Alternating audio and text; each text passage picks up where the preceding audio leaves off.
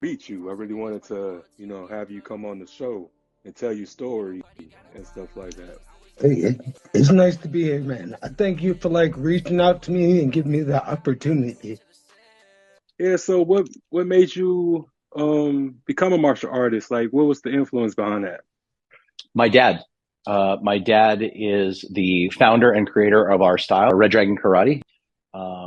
My dad was my hero, and I wanted to be around him, so I went to the studio and started learning martial arts. That and I hate that you guys get excluded out of everything because y'all pretty much as important as the Shakur side of the family as well.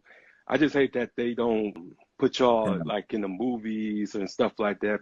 Yeah, I'm just glad people, like it and I enjoy the history and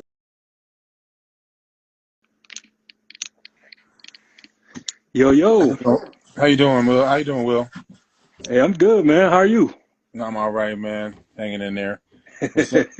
What's up with you, man? Oh man, I'm tired, man. I ain't gonna lie. I had just got home from work, but I've been waiting for this all week. I'm such a big fan of your work. Thank you, man. No, I mean, I'm sorry we couldn't get together on Friday. It's just everything got pushed back in my sky. It was Mercury retrograde smoked me, man. I'm blaming shit, but I'm sorry. I'm sorry. I'm sorry about that.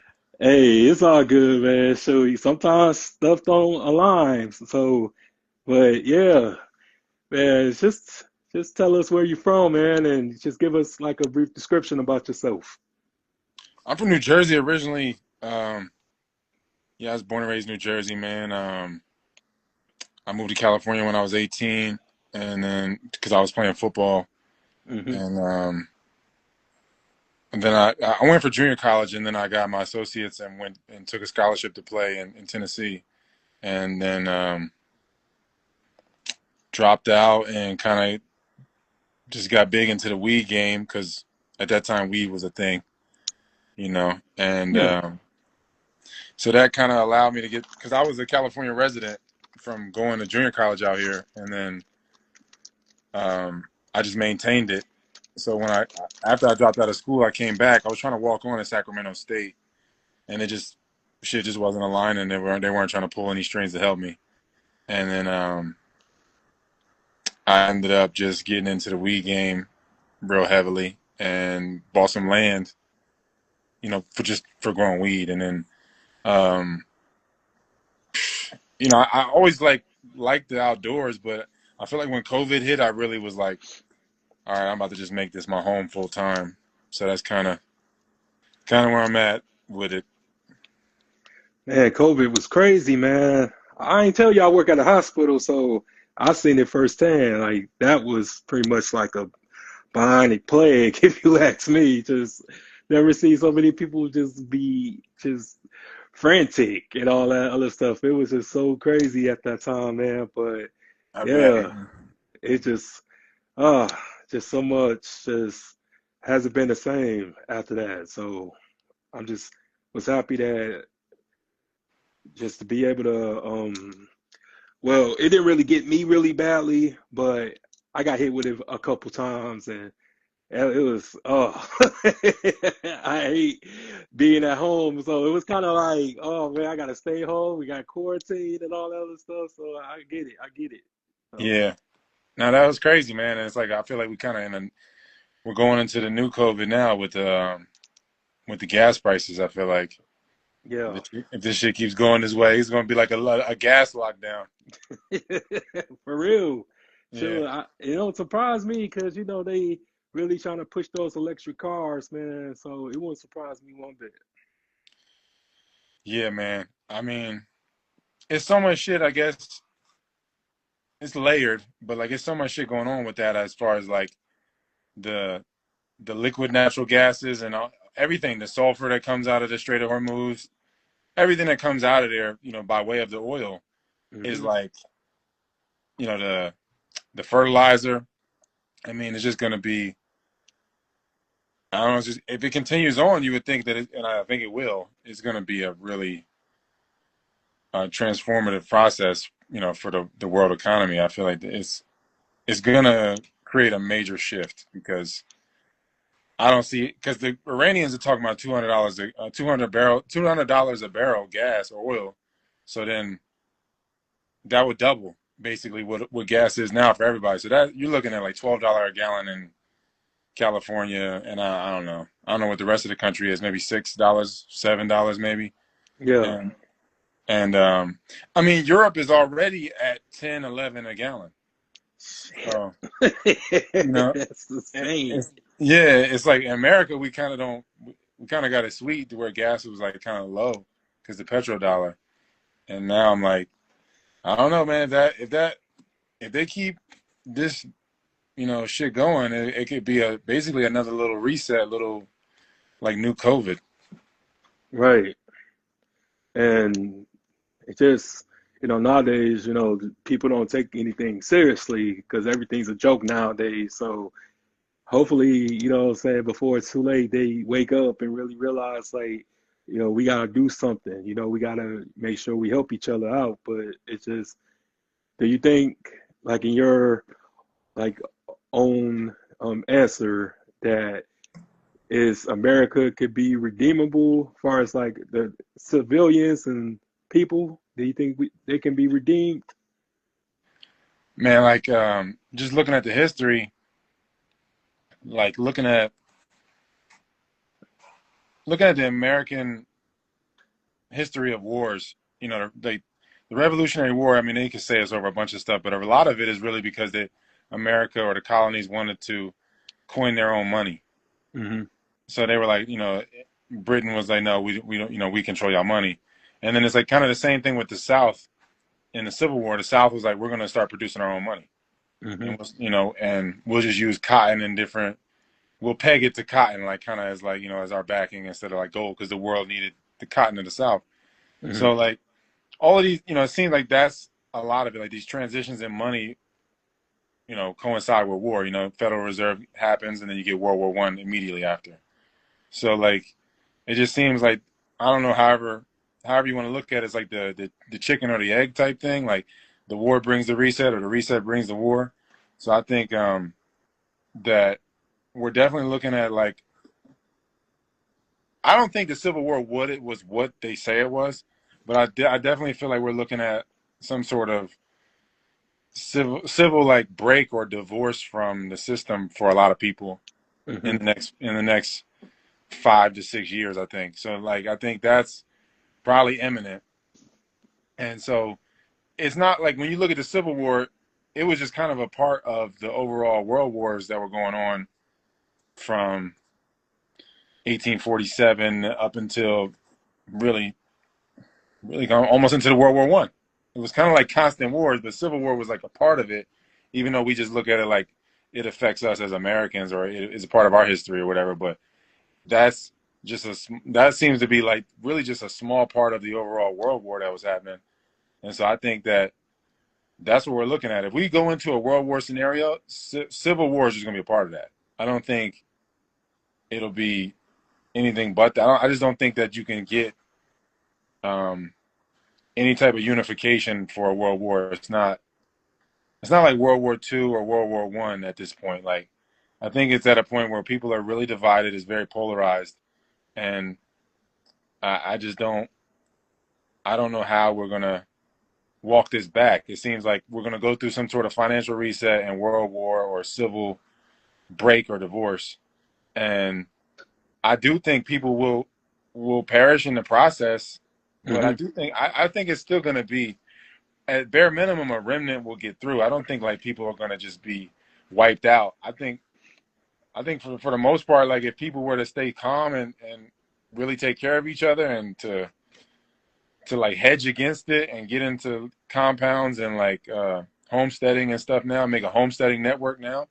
I think we can hedge against it and be okay, but I'm not confident that a lot of people will do it. So I think some will definitely do it, but I'm not confident that we'll have like a critical mass or anything like that because we're not geared for that. As much as I have faith in people and I feel like the average person can do amazing things and take care of themselves if they apply themselves, I just don't see it happening, man. As much as I want it to happen, I just don't. I think people have got a lot of attachments, and like I don't know if we'll be willing to let certain like conveniences and things go. I think a lot of people will just be like, all right, I'll give me my universal basic income and just kind of just cave into the system, cave into the transition into the next wave. Yeah, and it's just really crazy because America is so significantly important in all of this, and people don't really be knowing, like, because they just portray just a particular image because they've been running the same play for decades and stuff, and just having things over there. But really, everything is going to end here, just like it began here. Yeah. And I'll be having these conversations with everybody, and how I found you was you was talking about slavery, right? You was talking about how it was fake and all this other stuff. And I was just like, finally, like, because they be calling me like a sellout Uncle Tom when I be trying to break it down and letting people know like what it truly was. It wasn't what these movies and these TV shows portrayed it to be. And because they just been so programmed, man. And I'm glad that you broke it down to a science. And I was just like, man, I got to talk to this guy. I got to beat this guy because I feel like he understands like just the stuff that I be trying to convey and stuff, you know what I'm saying? So I just really was impressed just with your content and just the different layers of it and just the passion that you have with information just remarkable. Yeah, man, and I felt like I had to use my face and the tone and the approach because I knew how it would, people call it engagement farming, but I felt like this is the Yeah. only way to really get the momentum. Like, cause I could say it in different words, I could say it other ways, but I feel Hmm. like this, if I use these broad terms and terms that are like universally used, because you can't please everybody, man. You say, I understand that black is not the correct um, description. But if you say that, then people, you're gonna get a bunch of people being like, "Don't say that." And I'm like, man, I'm saying it for the people in the back, man. It's not. I know you understand. Yeah. Understand that I get it. If I'm saying what I'm saying, I obviously understand that. So I think like it's so funny how it is, but I feel like with using my face to say this shit and then saying it in a certain tone, I know it's gonna have a reach. It's gonna ruffle feathers. So I felt Yeah. like, because I was like, fuck it, man. People need. I have been saying it in long form, in lives and stuff, and talking to people in podcasts, but it doesn't really hit the same as you being like, bam, bam, bam, bam, 180 seconds, and that's it. Because it's like the format now. If it's over. I mean, even if it's over 90 seconds, you're losing a lot of people. But 180 seconds, they're not pushing anything that's over 180 seconds in the algorithm. Hmm. So I was Yeah. like, I got to do it this way. I know how it's going to come off. I can only cover so many bases in this time. So as people, I'm going to be open for attack because I can't expand on things. So I just have to accept that. But I just feel like I got to make videos about every little thing in different ways because I can't, obviously just make an hour live and post it. No, it's not going to get the same response because I've been doing that for a minute, man. It's saying the same shit. Yeah. So Matt, yeah, a lot of people were like, "I've been on this." I'm like, "Look, man, I'm not. It's not a pissing contest, man. If you know it, I'm glad you know it, but it's not that it's not. I didn't start today, so I'm just, it's funny how it goes though. Like, you cannot please all the people. I'm like, No. what can you do? Yeah, and the crazy part is that I teach history too, so it's usually my own color that be giving me the most flack, asking me if I got my sources correct and how do I know this, and like you just think that you just know everything, and I just like no, I just pass it on, like I just reciprocate whatever I find out, because a lot of things that I talk about just with um being just indigenous to this land, because I always just get told like how do you know this and stuff like that? You take a DNA test and just finding out just things about eugenics and how it was a huge play on just making sure that we stayed ignorant as far as not knowing who we were and where we came from and stuff like that. Because I always knew that we played a huge role into this country because just from history, we went through so many massacres, we went through so many injustices. Most of us are packing these prisons and labor camps and stuff like that. So I just like, dang, like, how come we are the most hated and stuff like that? But we carried a whole lot of influence, not just in America, but all around the world. So once I really began to just dig deeper and start just with my family and just knowing that I come from Mississippi, Pearl River, Polk County, Mississippi, my peoples and stuff like that, like I have so much empowerment after that, just knowing my identity. And most of us don't even know that we was already here thousands and thousands of years before Yeah, the so-called slave trade. So just for you to just, to be your color and then you talking about all of this, man, it just needs to be just applaud because I don't know, man. It's just a whole lot of, what I'm saying, other people, counterparts and stuff, just like to play this little gaslighting thing. Like, so how do you know you this and stuff like that? Because I don't even identify as black. I identify as Choctaw, Chickasaw descendant. That's what I am. That's my tribes, both sides of my family and stuff. So I don't identify as black because I believe it's disrespectful. Because I'm like, what I'm saying, my skin color is not this. yeah, I'm brown. So I don't, what I'm saying, identify as that. And how yeah, do we all just, just really just be on one accord because we are fighting the same battles. It's just some of us got it better than most, but I'm just saying like either we put all that other stuff aside and really realize what's really going on. yeah. Yeah, I look at it like we all got the same problem. It's just like in different speeds. Like obviously, like if you're indigenous, the speed is coming a lot faster. You're getting the problem. You're having the same problem, but it's on you. It's like it's an instant problem. Where I feel like other people might have a chance, to maybe navigate or whatever. But at the same time, they are slower. Yeah. If you have that melanin content, and you're indigenous like that, you have the speed to react and counter. So it's like tailored to everybody.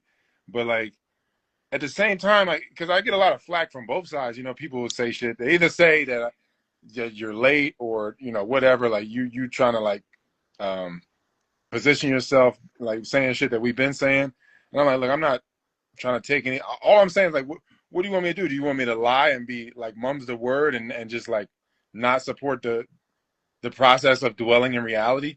And then you got like pale people will be like, they always just say like we was Kangs. That's all. The only response is that. I feel like that was it. That's the only response is either that or they say like, oh, they'll say shit like, yo, you gotta be Jewish or something if you going with you're saying all this we wasery and stuff like that, and like, or they say like, yo, you're not black, you shouldn't be helping them, and I'm just like, bro, I don't give a fuck. I need to dwell in reality no matter what color I am. I need to dwell in reality. Like I can't live in illusion because there's no reward for that. Whatever like euphoria or pleasure you get in illusion is not.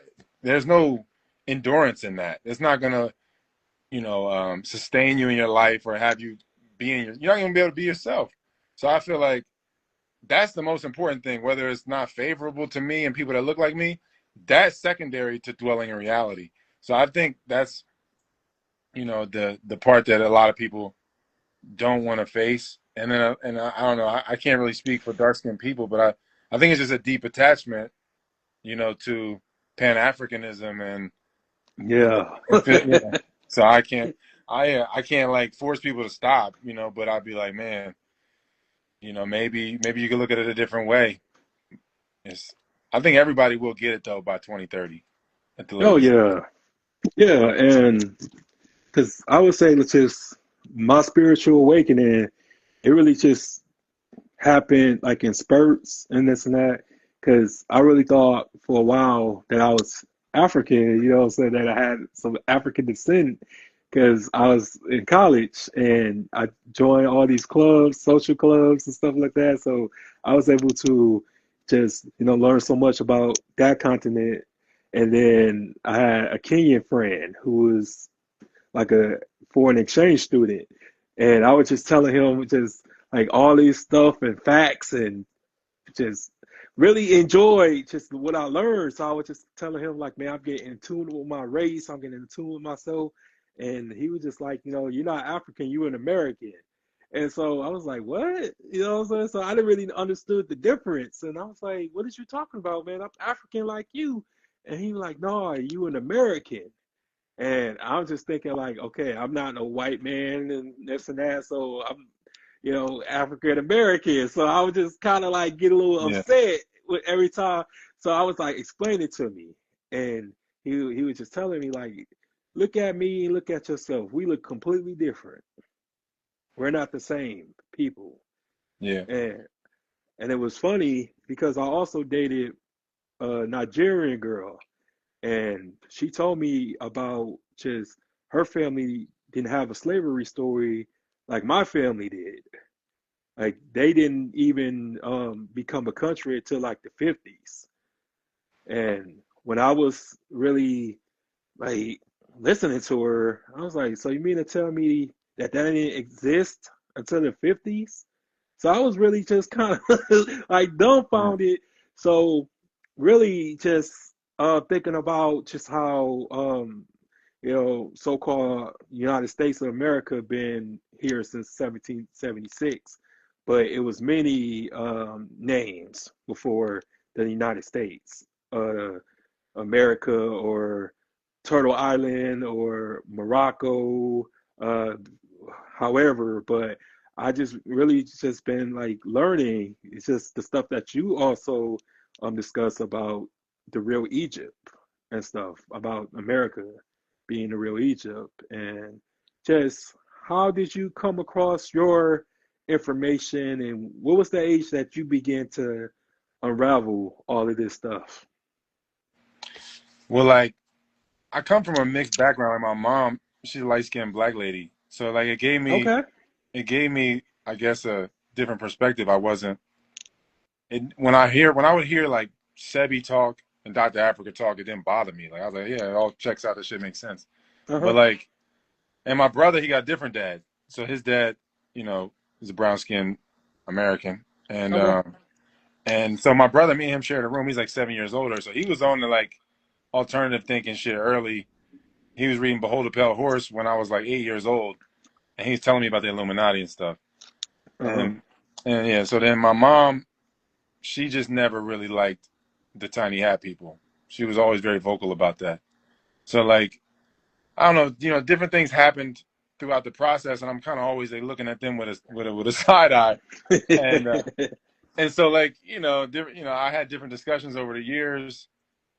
People would say my brother brought the concept to me that American so-called blacks were not. He said slavery didn't happen, but he didn't say it in the context of like um, that these people were already here or that was Egypt or nothing.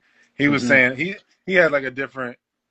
I don't know. His concept was totally different, so it was not that way. But um, he that kind of primed me, and then I got into fasting and breath work because I had been into sports and I just wanted to get better at sports, so I switched my diet to veganism and raw veganism because Sebi was in my ear, and hmm then so I got into Dr. Africa's naturopath course, and the moderator for the course is a guy named Pharaoh. He at Pharaoh's house on here at hmm Pharaoh's house. He's an older dude. He's older than Dr. Africa, and he told me about the Medu Netters, and I read the Medu Netters, and I got into breath work, and then I just remember like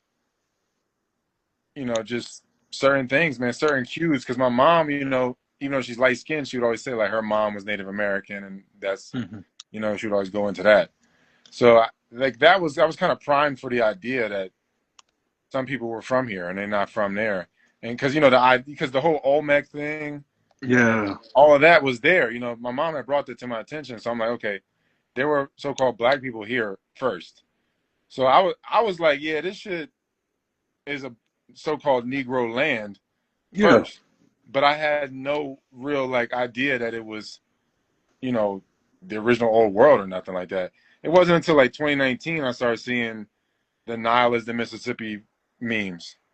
I Yeah. started seeing those, so then I put that together, and then I started talking to the dude Farrell about it, and then he would just give me like little insights, and then that's how I found UBTV, because he had like told me, you know, he was telling me about this being this place or this being that place, so I'm like, all right, fuck it, I'm gonna try and see if I can find something on YouTube about this, somebody else Mhm. talking about this, so I just searched America is Egypt in YouTube, and I found UBTV, Yeah. and so then I went through that whole series, and it was like no going back from there, because you know he was just laying it all out, like when it would come to Pharaoh, like he's very particular about the way he divulges information. He don't just give you information. So he kind of wants you to try to learn for yourself. So he's a really good teacher in that way. And so you know, I pretty much connected the dots to get the UBTV, and then I was like, oh man, this is definitely it. So I spent some years kind of putting it together before I could really be public about it, because I was like talking to people close to me, but I was like, I don't really know if I could just say this to people. You know, like I don't know if this is really gonna be is gonna fly, because I bring it up to people in my family and they don't want to hear it. You know, so I'm Oh, like, I you feel know, you. yeah. I'm like, yo, you know that Yeah. y'all probably from here, and they like, we ain't about to take it from you. You know, especially from you.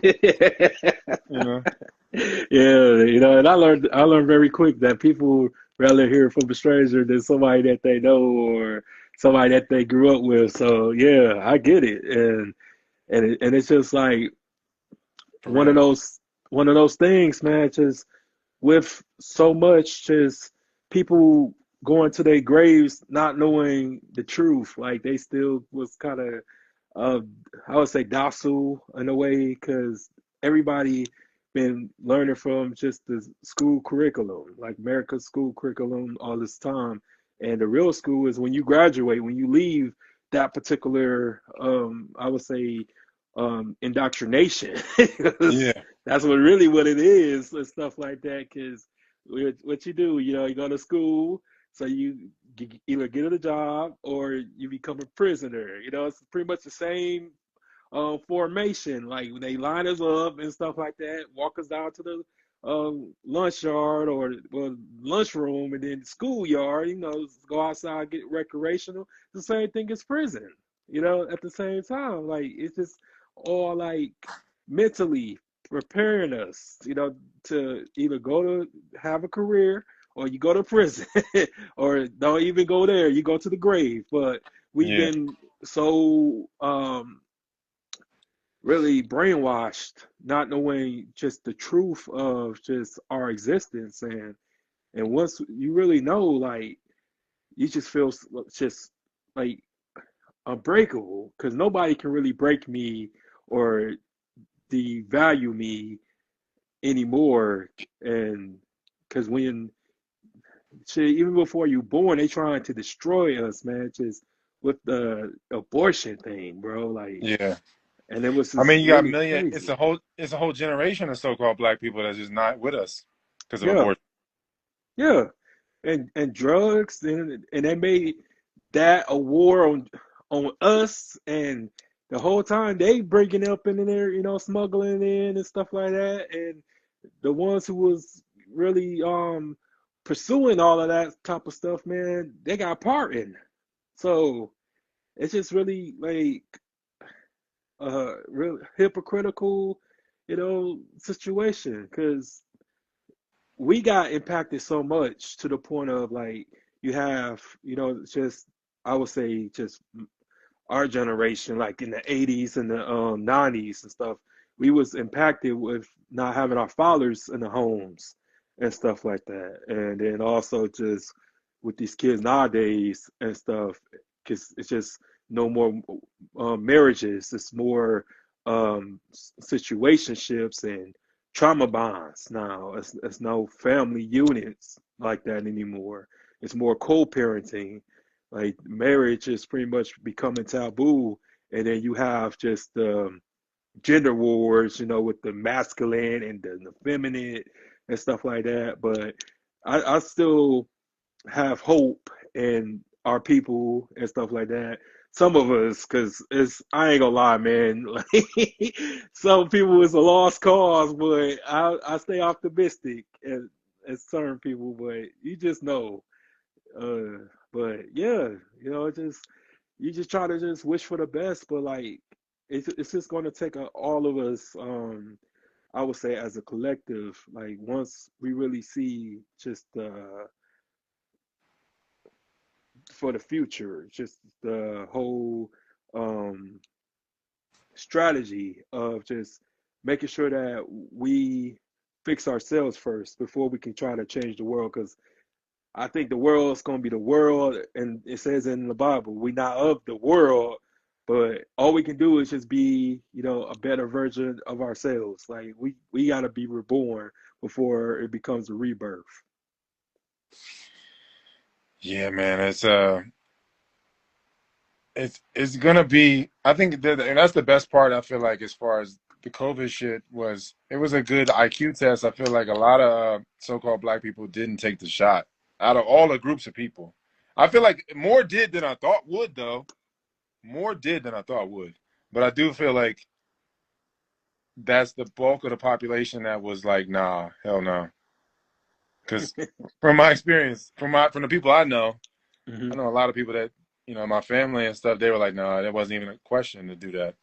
But so I think that's probably a part of it, man. Like with this whole transition, I do think that there is, I don't want to say hope, but there is like a core of so-called Black Americans that are gonna be you know key point, I guess like cornerstones in this process of like making it through the transition. So I think, like you said, everything's gonna start and end here. So this is Hmm.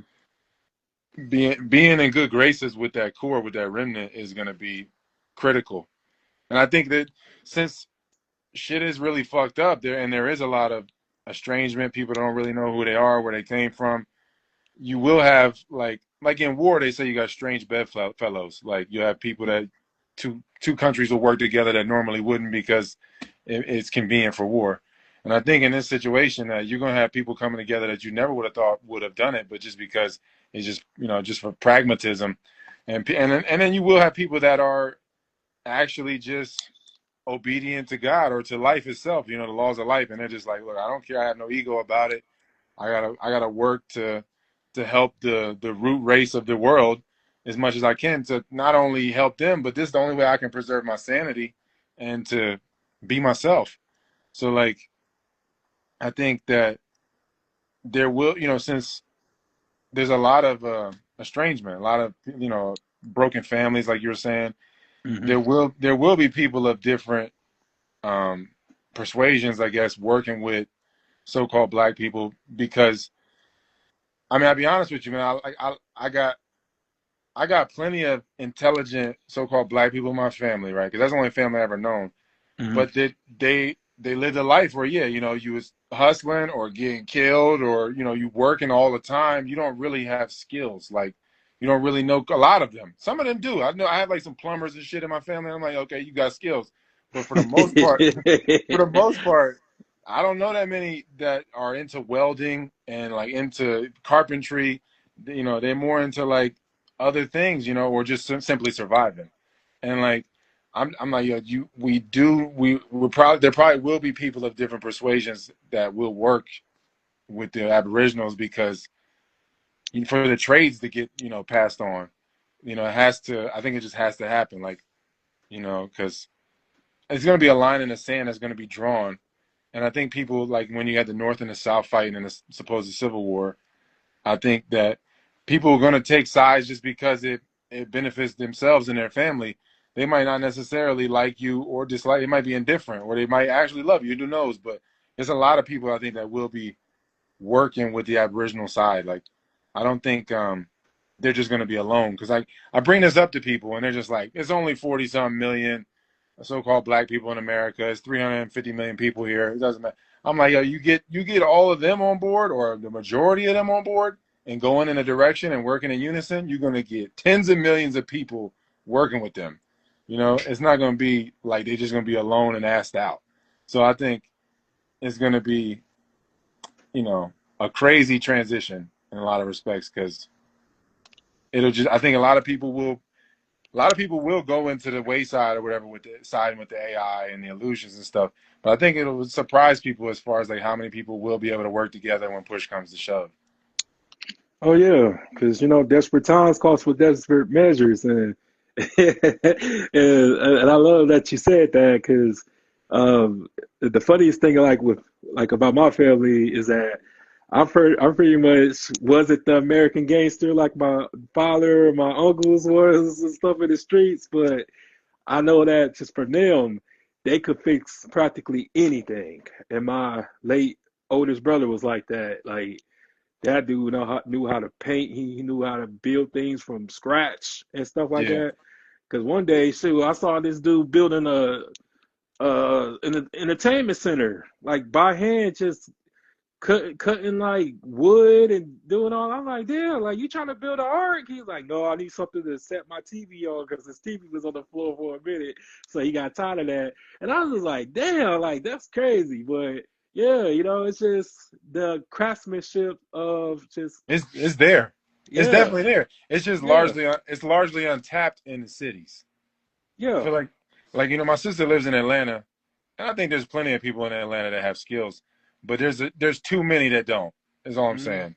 There's too yeah. many people that live like a more like domesticated lifestyle. And it's like, whether you are pale or dark, we cannot afford to have people living like that into the future. It just can't be. Like we need to know actual thing how to do things that so we can help each other. Because like if you started a community and just brought people in, you're gonna have a lot of dependent people. Like you need to have people with skills. Like, so Yeah, they I can can teach hear, each other. Yeah. and I Everybody can can hear teach the each other. complaint. I can hear the complaining now. So how we gonna eat? What kind of Yeah. food we gonna eat? And who's going fishing? Cause I ain't getting. Man, it's gonna be chaos. You know what I'm saying? So Yeah.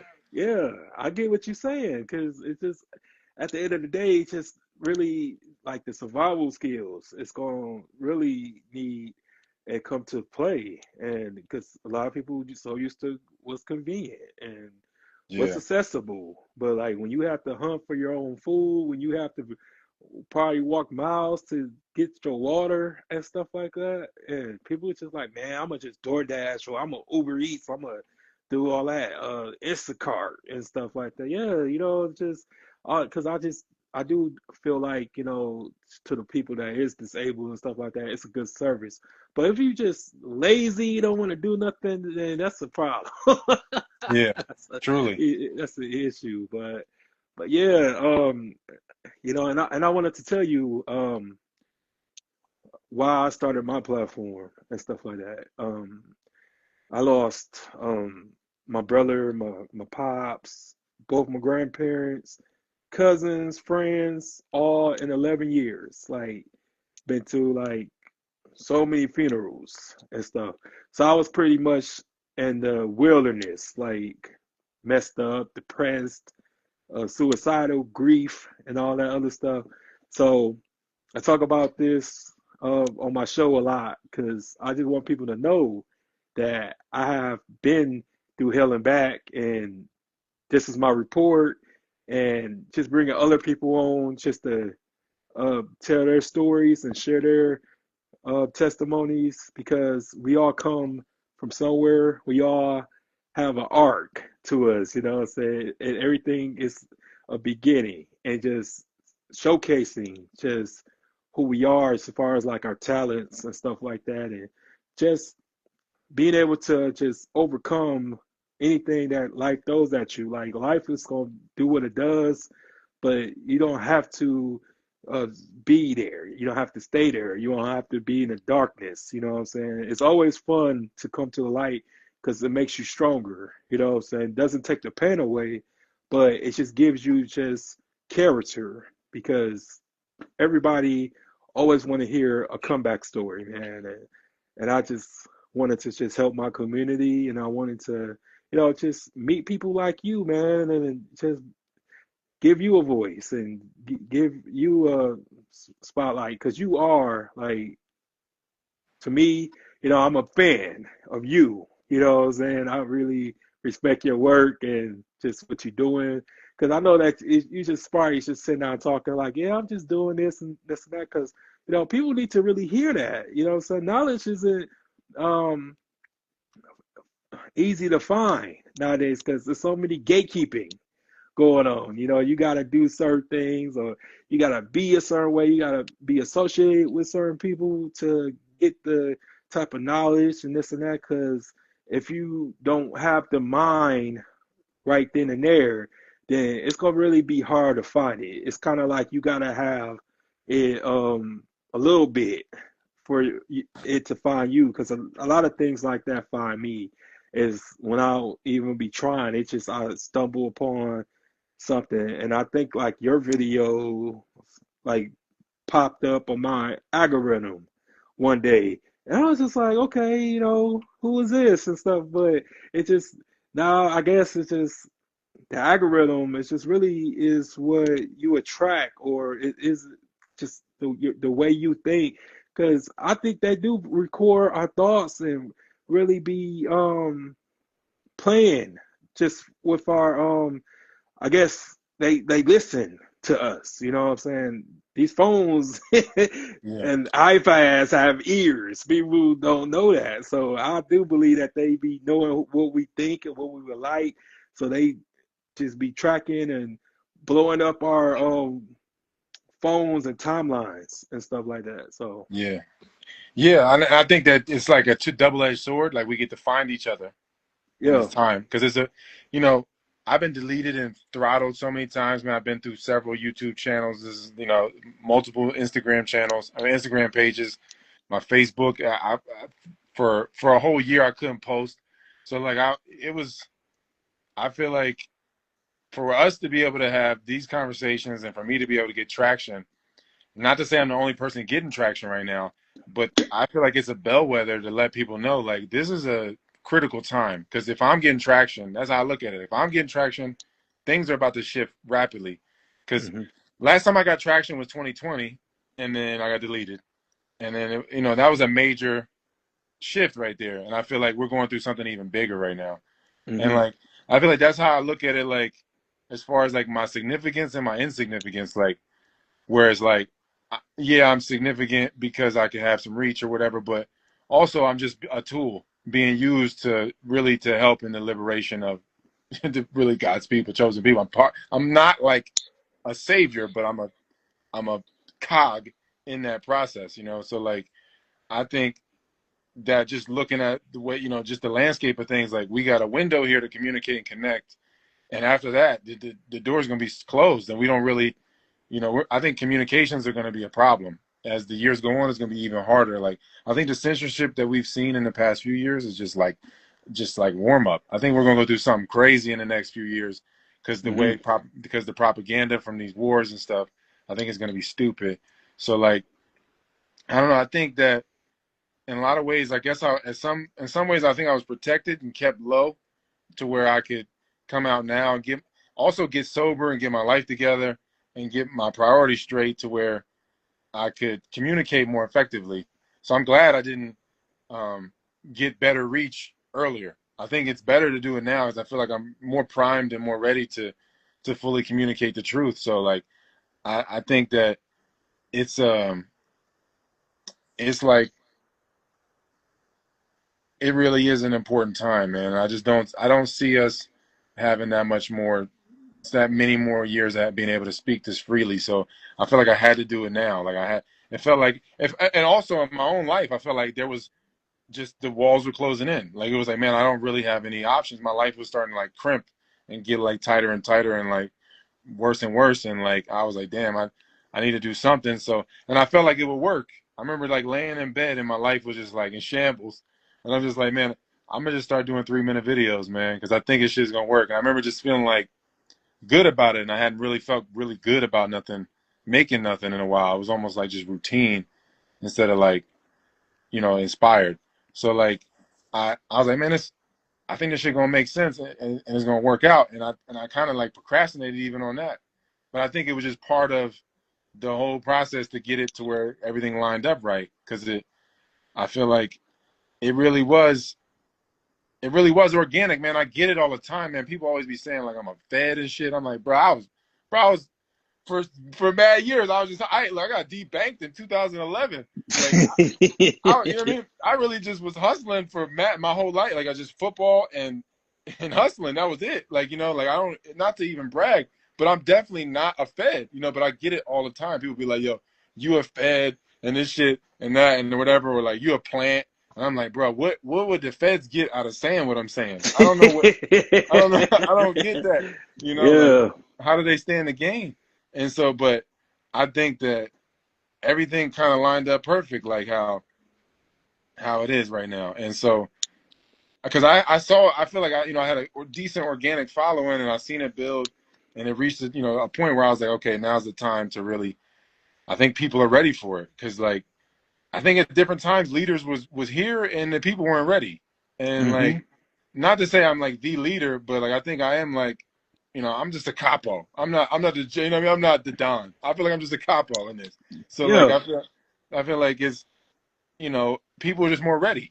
And so now it's like we're going into a crazy phase where we're going to see things that, yeah, I think weeks are going to feel like years, and as the days go on. And I remember it all happening, man. I remember being early on it. Like in 2010, I was on a conspiracy shit real young, and it kind of set me up for failure, because I was like, yo, the money system going to collapse. I'm way early on it, and then it didn't happen. So then Hmm. I'm like, okay, this shit is never coming. I'm insane. So then, the shit happens, COVID happens. I'm like, oh no, I was on it. Now I'm, not even really where I should have been if I would have been just true to myself the whole time. And but it's all right. But that's what I feel like is happening right now, is that like I was just too early. I jumped the shark and I was too early on it. And it's like I think, yeah, this whole Aboriginal awakening or realization process, what have you, Hmm. that to me, like everything that we see in life is stemming from that. There's not, when people have any conversations or whatever is going on, like, hey, you hear about this, you say that you see this or whatever, all the political shit, like this is all just like ripple effects from that. This is all just like the residual effects. It's not the actual cause. The cause is that real Americans are waking up.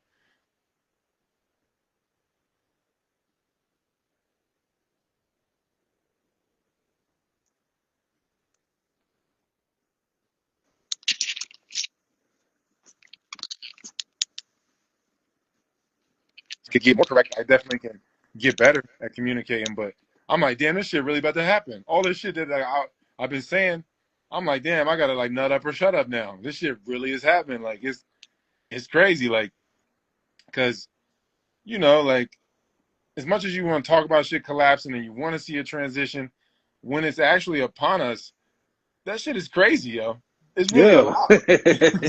Oh yeah, like it's gonna be hysteria, man. It's gonna be crazy. Like cars crashing, it's gonna be pandemonium. But I still I still look at it like from just like a hopeful side is the fact that we will be at one with the ancestors and stuff like that. Because I just would feel guilty. Like once I really found out just where I came from, I felt so guilty just because our ancestors, man, left us so much evidence that they was here. You know what I'm saying? Just with the caves, the mountains, the the walls and stuff like that, and the Mayans. You know what I'm saying? Who were black people and stuff like they got the dreads, the wigs, and stuff like that. They never died. They was reclassified, and we was reclassified so many times out of everybody, because a Mexican been a Mexican for over 200, 300 years, but I only been African American for 38 years. I never was colored, but my mom, it was colored. She was born colored. Yeah. because she was born 1958. So it's crazy. And but I Yeah, I get think people. yeah, you get to see the actual front line of the war. Like I'm not saying I'm on the front lines. I think that's kind of what did because me and my brother got different dads. Man, he looked different than me. The people would treat him. He not as dark as you, but Okay, people would still discriminate. You know, yeah, and I would experience that all the time. People would treat me one way and treat him different. So it was like no way I could ever like really accept benefits from my skin. It was always like I would either have to take myself out the equation because I'm like I can't stomach this, man. I see how they treat my brother. I see how they would if my uncles came in here, they'd treat them even worse. So I'm like I can't ride with this. So it was like it was no way. I felt like I didn't have a choice on the inside. I think on the outside looking in, people feel like I have a choice, but on the inside, I feel like I never had a shot to be like, nah, I'm gonna be just ignoring this. Like it, I felt like it was part of my design was to look like this and to say these things. And hmm so I think, it's a really because I think if people like if you see what's going on, like the atrocities on the ground level, if you witness it, like I'm not witnessing it firsthand, like somebody like yourself or like hmm my brother or his father or something like that. I'm not witnessing it like that. Like at the same, it's not as blunt, but it's like just witnessing in itself. You realize like, wow, there'll never be peace on the earth. There'll never be calm. We'll never have any order or real abundance. At best we get some pleasure and some distraction, but we'll never really be ourselves until these people are, in the position they designed to be in. And it's yeah, like, and I think that's like it's paramount. So it's so hard I feel like to deal with people because you get it on both ends, man.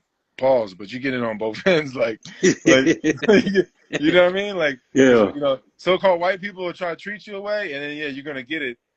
Like Sebi always said, he's like the people that treat me the worst is my own people, and it's like, damn. I guess it's how it is though. Like I argue the most probably with my brother, even though I love him and I always love him. I feel like nobody really can even cut as deep, and nobody can really point out flaws the same.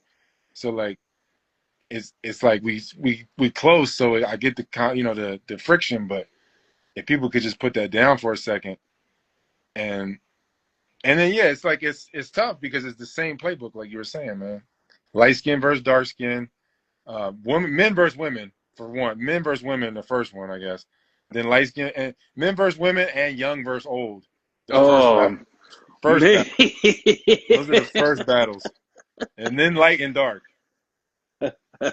It's And like, you know what's really crazy is that I would say just from being an Aboriginal man and stuff like that, like the toughest battles, like it's just so much that like we go through because of the fact like we barely have any allies, man. Like unless we have money, and that's the really like the only thing that will just show us whether we matter. Like, because we not love unconditionally, we love conditionally. And the toughest part about that is if you fell off today, you won't have really anyone that you helped. And I learned that, man. And so I really just realized that shit, I had to build myself. I had to make sure I take care of myself because ain't nobody gonna take care of me like I take care of me. yeah, So I had to learn that just with um, looking and taking accountability of why and how did I get to this point and what do I got to do to get back. And I cut out just old friends. And I was just having a conversation with someone about this is I had to leave people behind that I truly loved. And I didn't want to do it, but hey, I love myself more than I love them because shit, if I don't love myself, then I can't love you. yeah, So yeah, and I had to, man, and I feel great that I did it because that was really holding me back just with that perception because that perception becomes reality. Well, their reality, but my Yeah. reality is, oh, I can evolve, I can grow, I can soar. Yeah. So, Yeah. You staying objective. Like hmm you had like you the pathway to loving other people is to honor and appreciate or love the truth. There's no way you can love other motherfuckers and hate the truth. Like it's not right, happening. There's no right. way. So I think, yeah, man, like it's you just want to stay objective. You know what I mean? Like I get, I don't know. It don't feel like it was possible, but maybe I could have. Maybe I could have just been like, I'm gonna just be a football player, take advantage of my skin, abuse that as much as I can, get as much money as I could hmm to do what? I don't know. It never felt like there was any end game there. I don't feel like where do you go with that? I guess, but I think it's just a certain level of vanity that we've been infected with.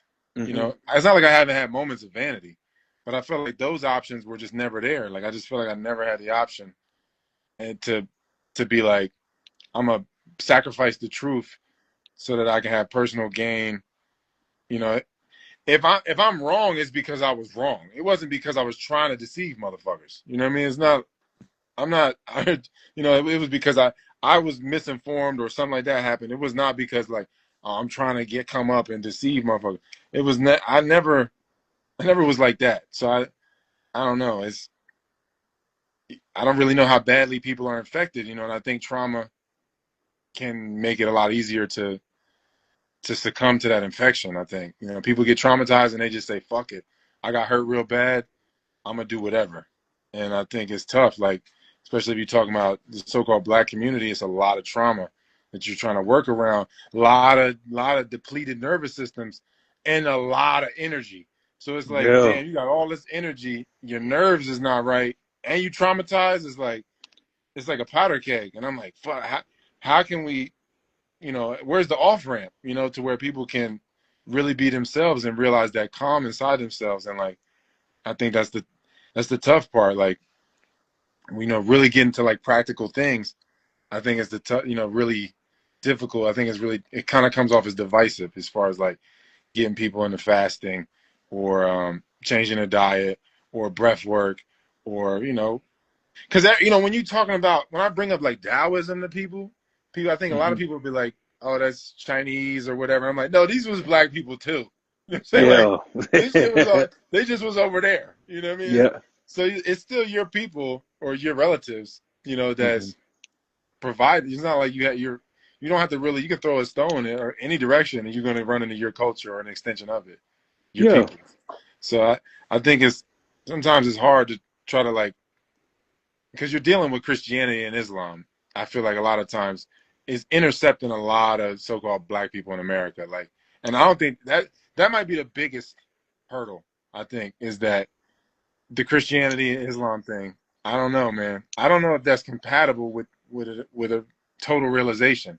I feel like certain parts of it are great, but I don't know if you can like hold on to that and really, yeah.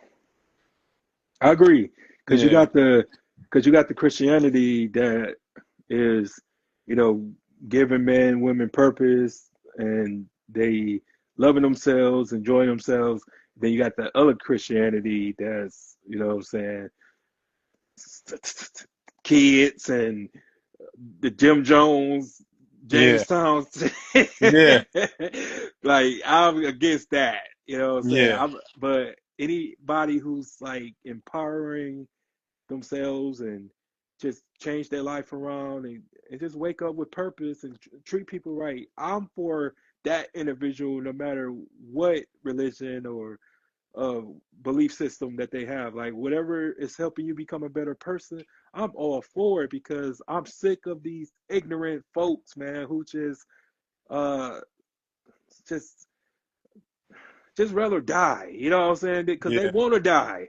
Because if yeah, you didn't want to die, then why you putting yourself in situations like you know you ain't supposed to be out at like 4 o'clock in the morning or just out? It's just no matter how old you are, it's a bad idea because nothing's good happens at night.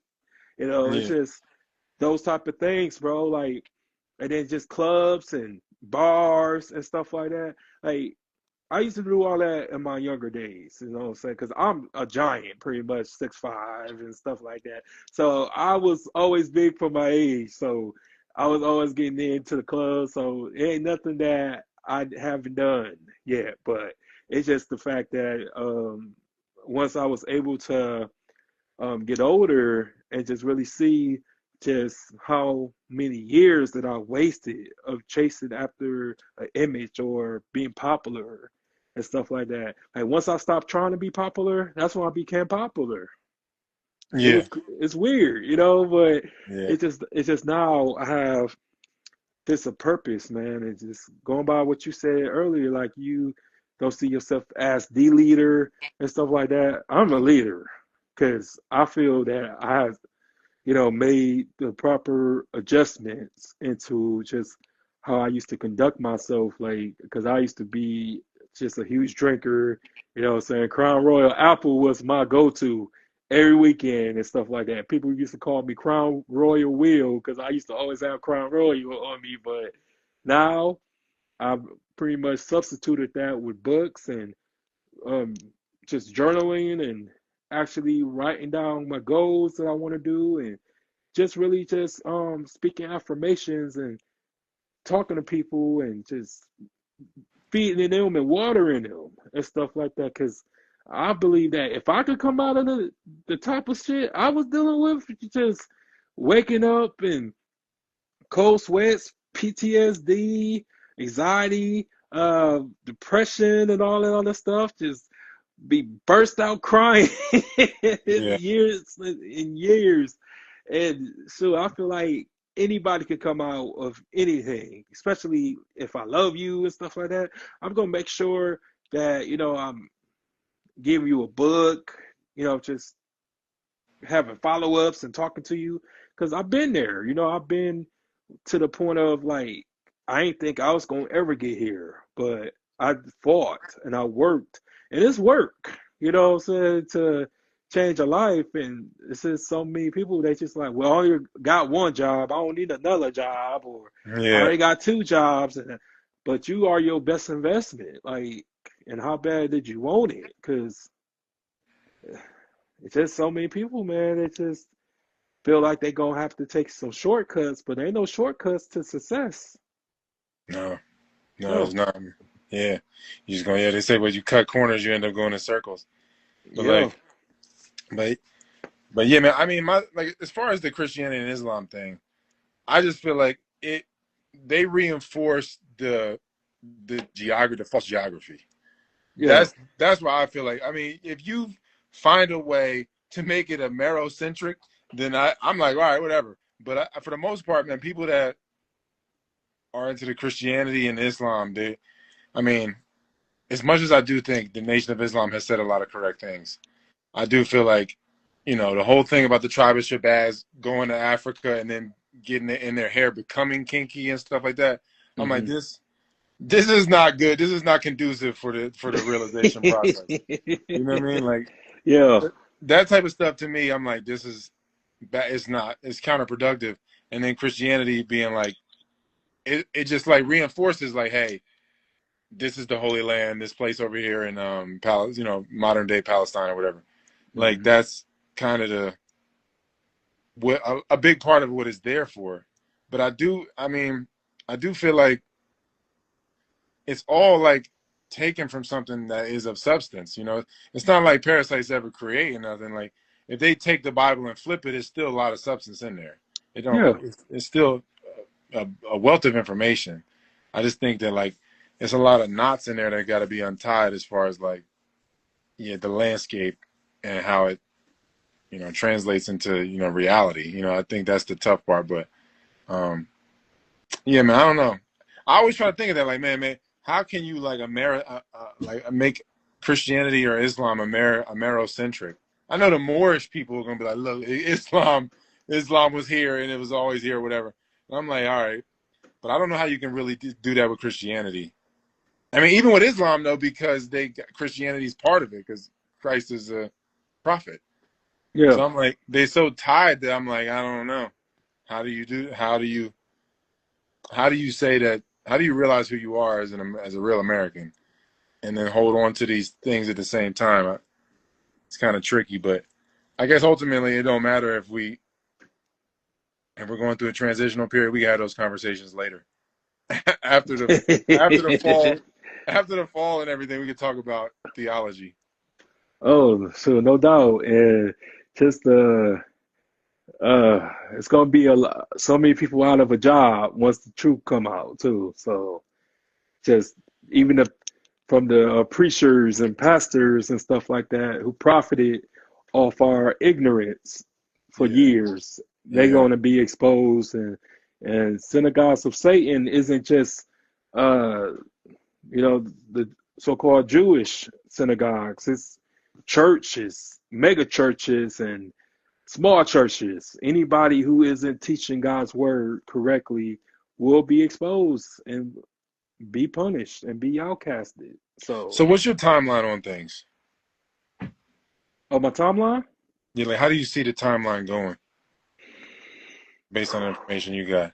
ooh, uh, well, I do believe that we like in the Terminator years, though. It said it in the movie. So when I watched the Yeah, movie from 1984, I was like, damn, that's like next year. yeah, shit, yeah, it is. Yeah, So I John. do. So I do believe that the machines will come first because it's already they already here. You know what I'm saying? They at spring break in Houston right now, dancing with the dots and stuff like that. They down there right now. But I just think that it's going to be the machines, because they got to ease their way into our everyday lives first, make it comfortable for us, so it Yeah, will be no fear. But yeah, then, like in Vegas, they got the. I went to a few places like in 2022, and they had mhm. the machine waiters. Yeah, yeah, it's the Jetsons right now, Yeah, and it's and people don't really understand it, man. They don't think that it's going to be detrimental, but that's how chaos begins. But it doesn't just strike us like in the fear. It gets us comfortable. It gets us, to adapt to it, and then that's when shit hits the fan. But yeah, I do believe that it's going to be machines. I do believe it is will be Phantom, of course. Famine. Amongst the land because they're already controlling like what you can buy and what you cannot buy. So how you going to, you can't even eat what you want to eat if they telling you that you won't be allowed to purchase this particular thing, but we are the ones who put chemicals in your food and your water supply and stuff like that, and it's just really just sick, bro. Like it's just every day is just contradictory, like because I feel like the ones who can make the rules, they can break the rules whenever they feel like.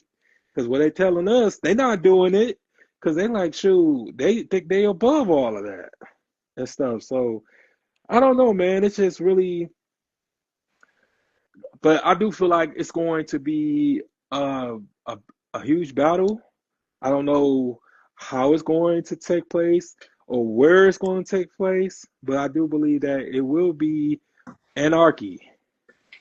yeah, So yeah. It's gonna be a lot of deception, yeah, you know, because I think about it like, man, when the Civil War was happening, it was probably so much different than what if you read about the Civil War, yeah, like if it was happening and you were say if you were a so-called free black and you're wealthy, you have a totally different experience than somebody else that might have similar shade skin, but they come from a different circumstance.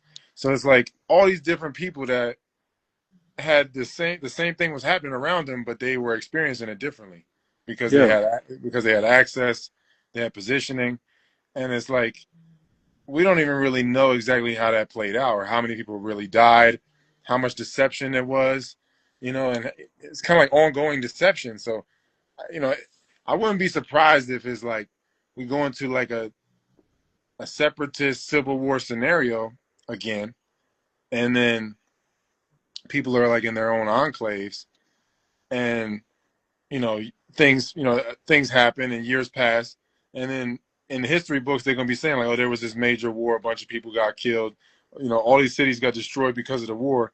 And it's like, no, that's not the way that shit played out. It didn't play out like that at all. You know, No. you know, because I think if we really was starting to go down into a war, like a internal war like that, then I think people would flee the cities. A lot, they would have to flee the cities, Hmm. and I think it would be a process of that. And I just I think that so it's going to be, and we're going to be so divided in our communication. I don't think communication is going to flow freely.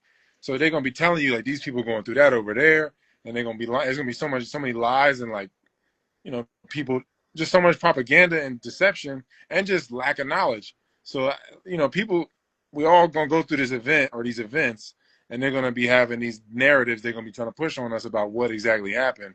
And they're probably, being so separate, we're separate now. Imagine more separate. It might not even Oh be man. it might not even be as bad. I think they can push the propaganda and then we feed into it and then we end up hurting each other. But Hmm. if people don't buy it and then they just hold out and then the parasite has to retreat and then they just we pick up, the cities are destroyed or something, we have to pick up the pieces.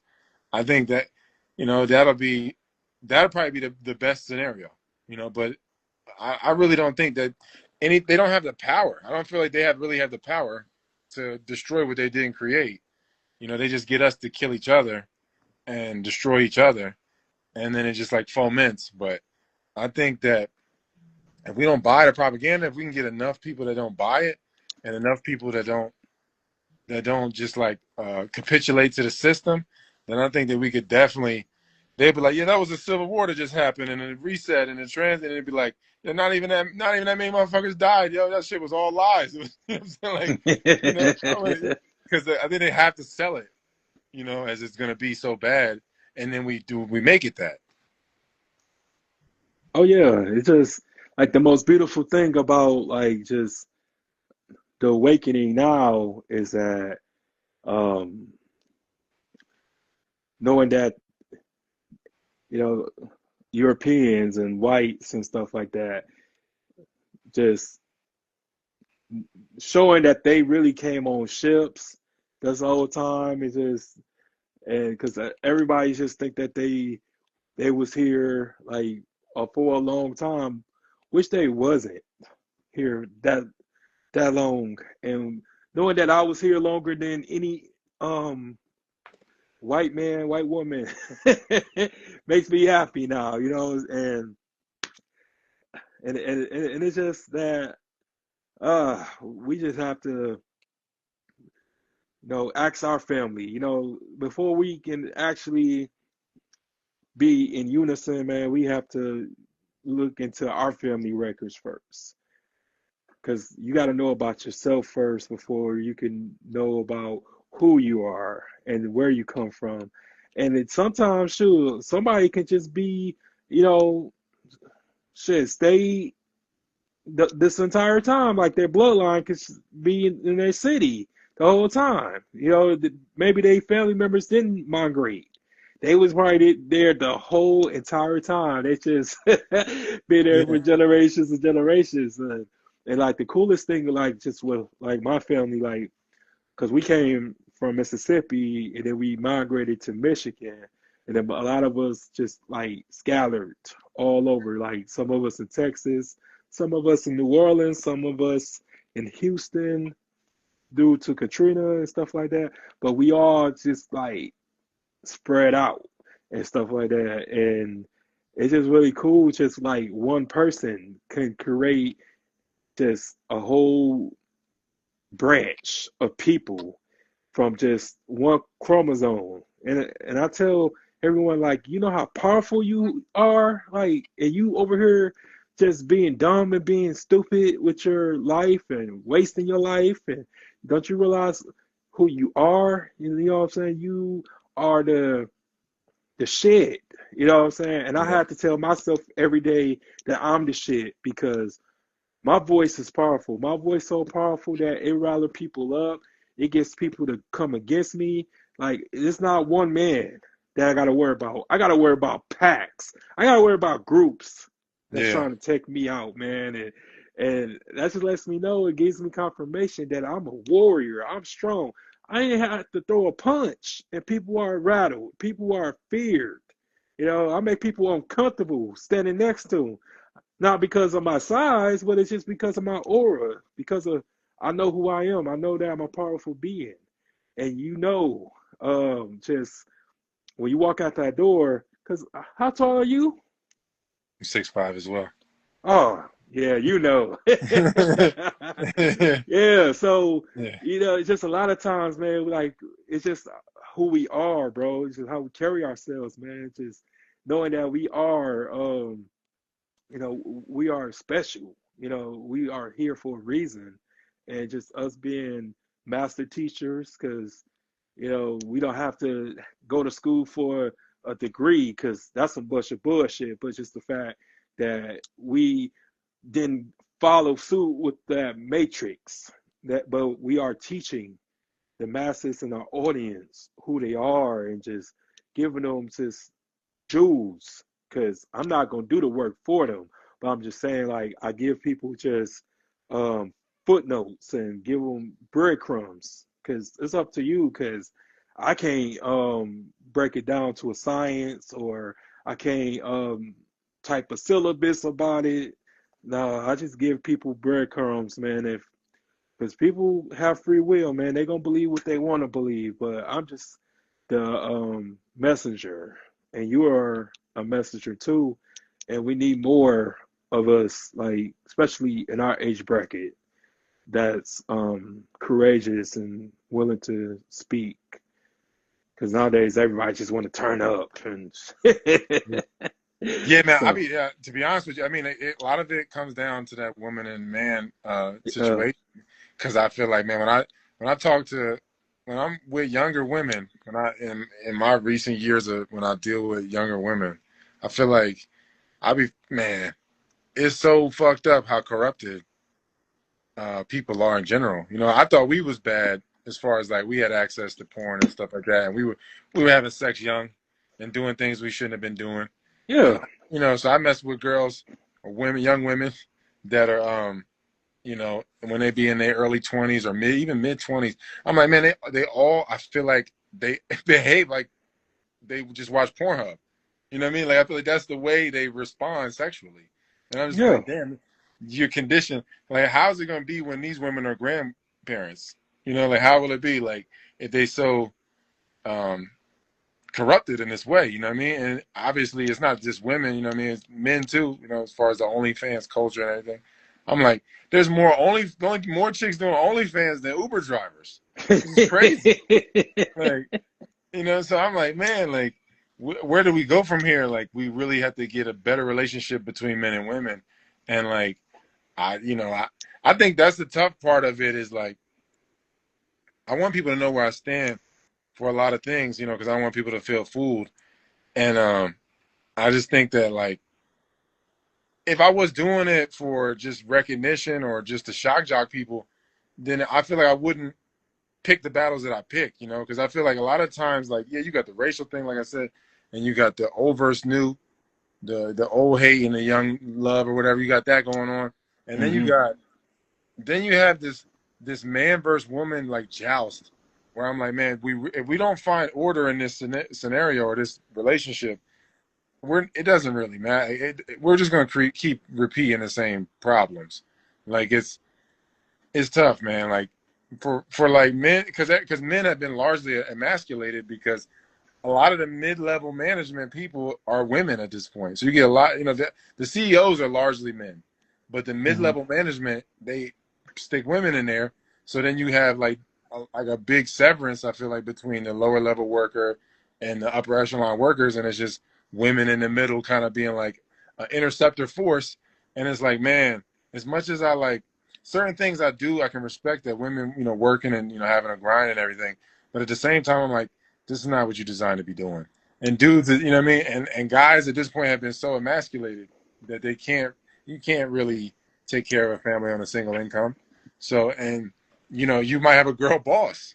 So it's like so much shit I feel like it's so fucked up that that has to get sorted And I think people so caught up in status of that, even maybe more than the status of color, like money and um, the flex. Like, because if you're a dude with the money and the status and the income, the access, you're probably gonna be like, the chances are when the temptation comes, like you're probably gonna be sexually loose, you know. Yeah. And then and if it's a woman in those positions, I feel like they're gonna be haughty women.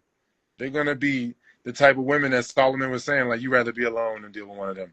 So like, I feel like that, you know, we're in a place like where everybody's striving to be the people that we are the most toxic in a lot of ways. Like, and so it's tough, man. I think that's the hardest thing to really stay objective on the relationship between men and women, because I think it's always going to come off as misogynistic, because I'm like, yo, men have to lead, otherwise it's just a woman like playing with her food, and she gonna hate herself for being with, because no queen can make a man a king. A man, by virtue of him marrying you, he makes you a queen. No, if the queen can marry somebody, that does not make that man the king. You know, like No. No. you know, when the Queen of England was she was on the throne, she married that dude, but he wasn't the king. No. She was, you know what I mean? Because he wasn't from the bloodline, and her marriage does not make him king. Only a person designed to be king can be king. And so like, we're in a place where women are like, they're not even able to be women really, because they're not around people that are actually men, and they're like emasculated and emotionally fucked up, and their nervous system is fucked up, and they don't really have control of their sexual energy. And so now it's like the examples are poor. We went through generations of fathers setting poor examples, even if they did pay bills and shit like that. You know, you really have to have a better relationship with your own sexuality, and like, and instilling that, those examples and those patterns, so the daughters can see it. And we're in a place where daughters have not been seeing correct patterns. They don't really know what to go for. They just, at this point, it's almost like self-defense for them to climb the social ladder and go to school and not be mothers and like forfeit their womanhood. All of that seems like self-defense. They like to try to be men so that they can be women. It's like the craziest thing. Like they want to do man shit, and that like validates their womanhood. And it's like, well, there's no way we're gonna ever really have a real harmonized structure if it continues on this way. You know, and it's like, I think that's the toughest part, you know, because you can question the black and white shit. I feel like that shit is crazy. As soon as you start questioning the matriarchy, because I feel like it's a matriarchy. You know what I mean? No Yeah. one, yeah, it's a matriarchy because it's inverted. Because if shit was natural, then yeah, you're gonna have the Aboriginal males being the leaders on the earth, or men being the leaders of the earth, and there will be order, and people will be protected, and there will be harmony on the earth. If in an inverted scenario, you know, you get the males get wiped out, or they become subordinates. You know, that type of shit. That's all due to the inversion. Like, we're in an inverted state, so it doesn't just like go into like just whitewashing. Obviously, that's part of the inversion, like whitewashing the history. But a big part of it is men are not in positions that men need to be in, and the same thing for women. Like, so now there's no harmony between the sexes, and whenever you question the matriarchy, I'm telling you, like, I posted shit. I posted shit about slavery and all of that shit, man. That should be people. I get some flack. I post something about women needing to be in their place and men needing to be in their place. You getting way more flack. You know what I mean? Dude, you getting Yeah. you getting all the women. They're going to try to come down because they just deal with bitch made dudes, so they can say and do whatever they think they can do that to you. And then you get dudes that are like cucks, or they want to flatter themselves, so they take the side of the women. I'm like, yo, brother, you try. It's like disgusting that you're trying to use this to leverage yourself, or to have like status by foisting up women. Or like, I made the video about female orgasms. You know what I mean? And Yeah. I feel like every dude want to be like, yo, it is this way, because then that validates my sexuality. And I'm like, yo, you're you do not want to go to bat that way. I feel like, you know, I feel like, you know what I mean? Because it's not. But that's how it is, though. I feel like then it's like it gives men a sense of like puffing up in status, like because I was having a conversation with somebody about like clones and stuff, and I was Yep. like, yo, the whole shit is like you got women, you get a harem of women, you can you can take, if you could somehow extract sperm from a man, you can impregnate dozens of women or whatever. Like it's not as easy though. It's not as easy to do that. That's why like if you have invasions into America, people come in, they get native women and stuff. You gotta wipe out the men and like you can't. You're not gonna get the same shit. Like you can impregnate a woman against her will. A dude has to bust a nut. He has to be, you know what I mean, or you have to kill him and try to extract it before it dies. You know what I mean? Like Hmm. it's so much harder. I feel like to get that DNA out of a man, he has to do it on his own volition. But now we're in a place where dudes just willingly give it up. But like you think about initially, like if you wanted to like corrupt men and corrupt the seed somehow because it's like the origin point. It's so much more difficult. Like women, you could rape them and they could have a kid. You know what I mean? So and it'd be against their Yeah. will. But so like that is much more.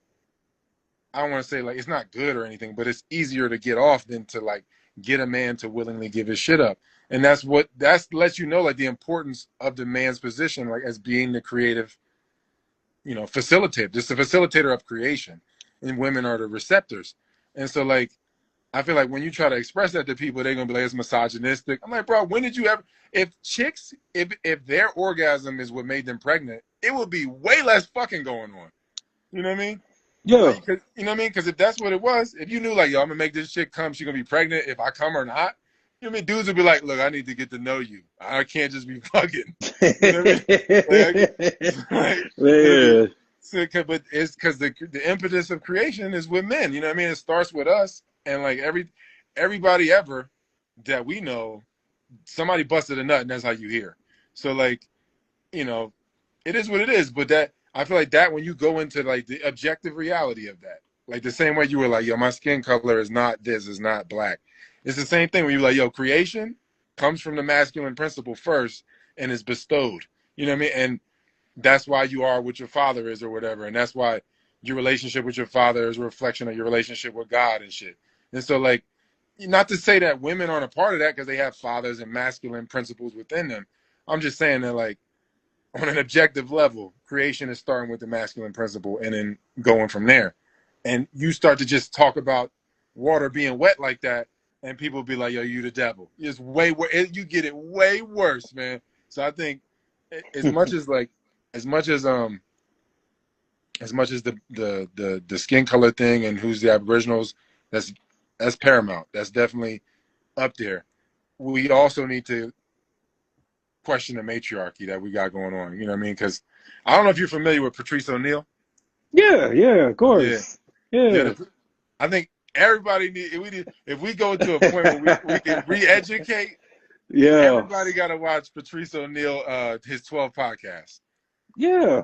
Yeah. I've been a fan of him for a long time, man, because he was so like charismatic, just the stuff that he would say and stuff like that, but it was actual just on point, always on point. And just going back to what you said about matriarch, like, because, it's just, because I be hearing like this, the stupidest shit, because I'm friends with a lot of females, right? So I be hearing the stupidest shit of like why they became single mothers or like why they didn't marry their baby fathers and stuff like that. So it just would kind of be like, just it would upset me of the stupid reasons because a lot of times they like, oh, he didn't make me feel safe, or he didn't put me in my soft girl stage and shit. And I'm like, what the fuck does that mean? So you mean to tell me that you refuse to be a wife because someone didn't make you feel safe? Because at the end of the day, it's not about feeling safe, it's about being safe. Like, cause shit, I don't feel safe right now because am safe. Because am and feeling is two different things. But it's just so many people that will like self sabotage themselves. Because so you mean to tell me that this person was good enough to for you to put a well for him to put a baby in you, but he's not good enough to wed you, or you're not good enough to be his wife, but he's good enough to put a baby in you. Like, yeah, that's something that I never wanted to do, bro. Because like I said, I ain't gonna say that I was always responsible. You know what I'm saying? I was reckless, careless, and stuff like that. Because I lacked knowledge of self. But since I um grew and matured a lot, and I really began to realize about legacies and just um who to uh, make sure that I don't procreate with the wrong person, because that's a curse. You know what I'm Yeah. saying? Because anybody that you don't want to be with, I'd advise everybody to not do it. You know what I'm saying? The ones who are um, probably first time like fathers or just anybody, because I was just always careful, man, because one minute it can be all good, next minute it could be hell. It can be a very toxic thing. But it's just like with the masculine stuff for us, you know what I'm saying?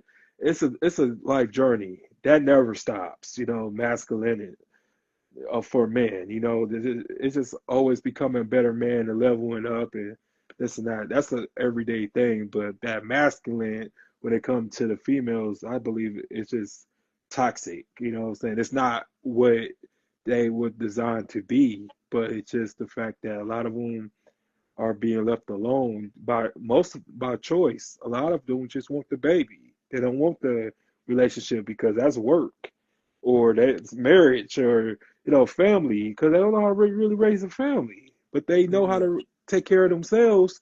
So it's just, to me, what I'm saying, it's just a lot of people isn't or not willing to compromise, for the betterment. Because at the end of the day, we all need each other, man. Because I'm sick of feeling like I'm on an auction box being sold to the highest bidder. How much is he worth? Like, what's his qualifications? What his special talents, or what can he do for me? You know what I'm saying? To make me buy this man, buy this um huge buck. You know what Yeah. I'm saying? But I'm just a man that is just strives to be the best, bro. Like, because I literally came from nothing, but I didn't make no excuses because I just always realized that, like, man, I'm here for a reason. Like, I wasn't just born out of coincidence. I was here to do something. I was here to make a statement, and I did that, and continue to do more things, and just really just want to just take a young kid who feel like it's hopeless, like there's no better tomorrow for that particular person, and tell them like, hey man, you can be what you want, man. And 'cause I mentor kids too and stuff. I you know drove them to the wrong direction or nothing like that, or put them down. But if anything, I feel like I was just a good vessel, and I just think that we can learn from each other. We can learn from our achievements, and we can learn from others' mistakes. And I've done that. I learned from a lot of people's mistakes. I know what not to do. I know that just from my best friend who was going back and forth to jail. Like, okay, I don't want to do that. I want to stay, out here and just, really just, figure this stuff out. But I just think that eventually whatever people was running from isn't going to have a choice anymore. They're going to have to face whatever they've Yeah. been avoiding. So that's the inevitable. Oh yeah. I mean, anytime a chick with a kid like try to contact me or slide my DM, I'm like, "Where's your baby dad? Why aren't you with him?" Yeah. But yeah, I feel like, man, like it takes a totally different approach to be like, because a lot of people are coming from parents that didn't have control of their sexuality, and then they just had a kid because they was just fucking and not really. They threw caution into the wind, and they weren't really like, consciously creating a kid. They weren't like conceiving. Some people are born that way, but like for Hmm. the most part, somebody was just like, "Yo, I was attracted to your mom. I started hitting that, and I fell asleep in the pussy." You know what I mean? It's like, No doubt. No you know, doubt. and Yeah. that's okay. I mean, That's all right at some level, I guess. That's gonna happen. But like we need to have like a better ratio as far as people being like, I'm going to create this child. We're going to create this child right now, and that's a totally different approach. Like if you're really gonna do that and be true to yourself, I think it's gonna eliminate so many things in your life. Like just going on that journey, that process of like, I want to do this correctly. I'm not going to do this in a haphazard way. So I need to prepare my body and my life, and like you said, like it should be about fatherly and motherly qualities, because you're Hmm. gonna have challenges no matter what, whether you have money or not. Like you're gonna have challenges that could tear you apart. So it's like you just need motherly and fatherly qualities to be there, and so like to endure it. I mean, so like I think just a person taking that approach is like, I'm going to consciously bust his nut. I'm not about to just be like, oh well, tonight, it was just better than most nights, whatever. It's like it needs to be really something that you plan on, like more than anything, more than any other plan that you had. Like I think people plan on a lot of shit. They plan on what school they want to go to or whatever.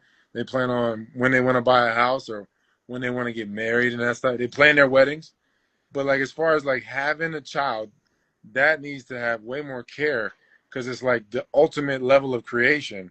That that process is going to purge. If you did a process consciously, it's going to purge everything unconscious out of your life. And I think that's what most people are scared of. And then they have a body that has its temptations that you have to master.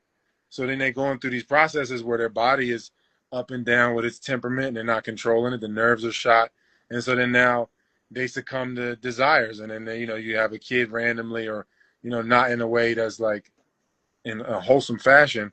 So then it creates a crazy ripple effect, like as far as like how much work you're going to have to do. Like you might have to get two jobs now when you could have maybe did it a different way. And, it might have went a different way, but now you're exhausted because you didn't really do it in alignment. You did it like fighting your body or in a state of resistance with your body, where instead of like working, being your whole self, fully inhabiting the body and respecting it, and then coming to this creative process consciously, and really purging everything in your life that's in the way of the creative process stuff, in the way of the selflessness, all of that, getting it out of your system.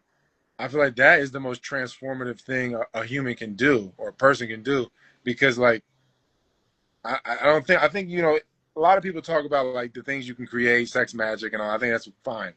But the upper echelon, the pinnacle of creation is to make a whole nother person. You know what I mean? That Hmm. is the ultimate detox.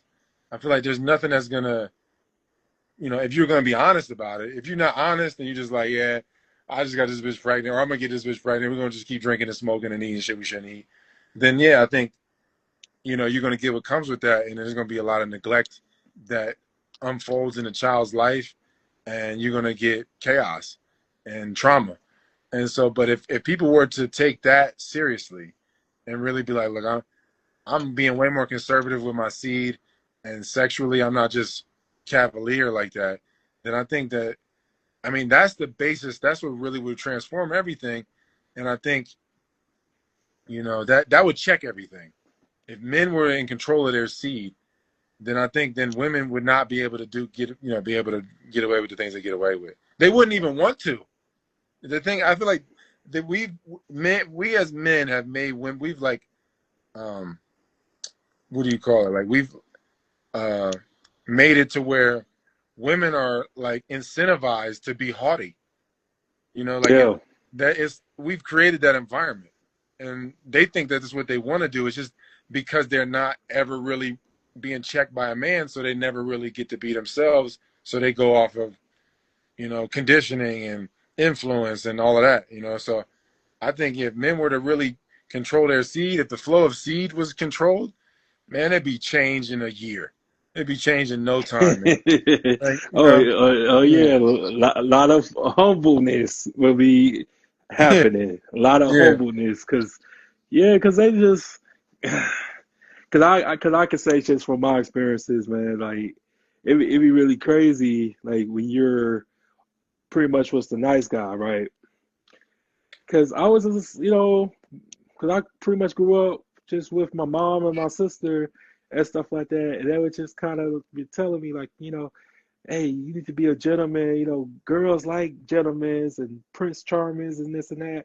So I get older and stuff like that, and I start experiencing just middle school, high school, and I'm over here, being hella nice and this and that. And they just be like, man, get away from me, you dork, and shit like that. And I'd be like, damn. So Yeah, I would just feel the hurt. So I would say just like high school and yeah, pretty much high school, I began to change my approach. You know what I'm saying? Really be like started to be mean, being like just I don't want to say like a bully or anything like that, but I would just really just be mean and really didn't care. You know what I'm saying? Ask a chick for a number and stuff like that. When she kind of like diss me, I'll go talk to a friend and stuff like that, and they'd be like, "Hey, like, don't you see me right here?" Like, "Oh no, I'm done with you. I'm talking to her now." And so like they would kind of like grab me and stuff and be like, "Okay, so here's my number. All you have to do is ask and be." And I'm like, no, like I already gave you your chance and stuff like that. So I really learned that it's a competition with them a lot of times. So that's when I really just began to have like a roster and stuff like that. It just really didn't care about just being one woman, man. I wanted to be a ladies, man. I wanted to be players. But it is now, I'm saying, that I'm older, is that, I'm saying, I do want stability, I do want structure and this and that, but I'm not trying to be no cleanup guy because it's just really hard for me to date because I always run across the ones with multiple baby daddies and their tubes tied, and I'm the bad guy when I don't want to live happily ever after with you. Like, how you gonna be mad at me because I have standards? Like, because yeah, it won't work. You know what I'm saying? And I really began to fall for someone and stuff like that recently.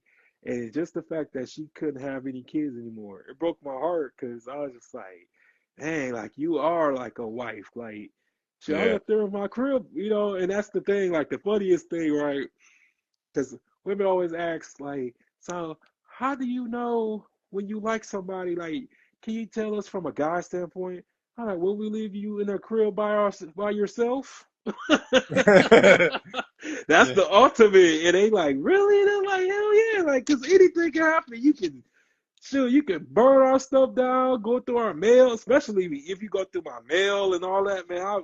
I would be like, damn, like I really left this bitch by herself in my crib. Like I'm yeah, crazy, but but yeah, it's just those particular things, man. It's just it just be so like obvious, just um when you really just want something just so bad, but you can't get it because like a lot of times this is they just be going after superficial things instead of things that holds weight.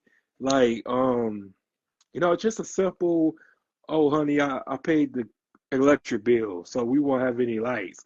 But if you're not breaking bread, like getting them one of those Gucci purses or bacon bags or whatever like that. I'm probably saying it wrong, but I don't care. But giving them one of them bags or giving them some materialistic thing, you know what I'm saying, then you're not worthy and stuff. And to me, it just really like contradictory because back in the day, like how come we had like the poorest of the poor in our families, but they stay together. yeah, You know what I'm yeah. I mean, saying? yeah. I mean, it's just like they gotta have a recognition of value that is like, Yeah, because if a woman really can't, if a man too, if they can't recognize value, then their priorities are going to be ruined. Like, there's no way if a woman doesn't see the true value of certain things, like it doesn't really matter. There's no way that you can really mesh with her, And then the same thing I think would be for a man. If he doesn't really recognize his own value and stuff, he's going to be misplacing his energy. And I think that, yeah, like I don't know, they need to recognize the value. They need to recognize the value of what you bring to the table, and like I was saying, man, like as far as the seed thing, man, I think it's important that like if men was to really master their, controlling their seed, you look at it like when you have sex with women, Hmm. and a lot of them, if you don't bust a nut, bro, they're gonna take it personal. They take it personal. I'm like, if your orgasm is so, if that shit is so, what you say it is, then why would you need me? Aren't you getting Right. yours? Like, you know what I mean? Why is my shit? You know what I mean? How's it not over then? Until you get that from me. So I feel like, man, like that.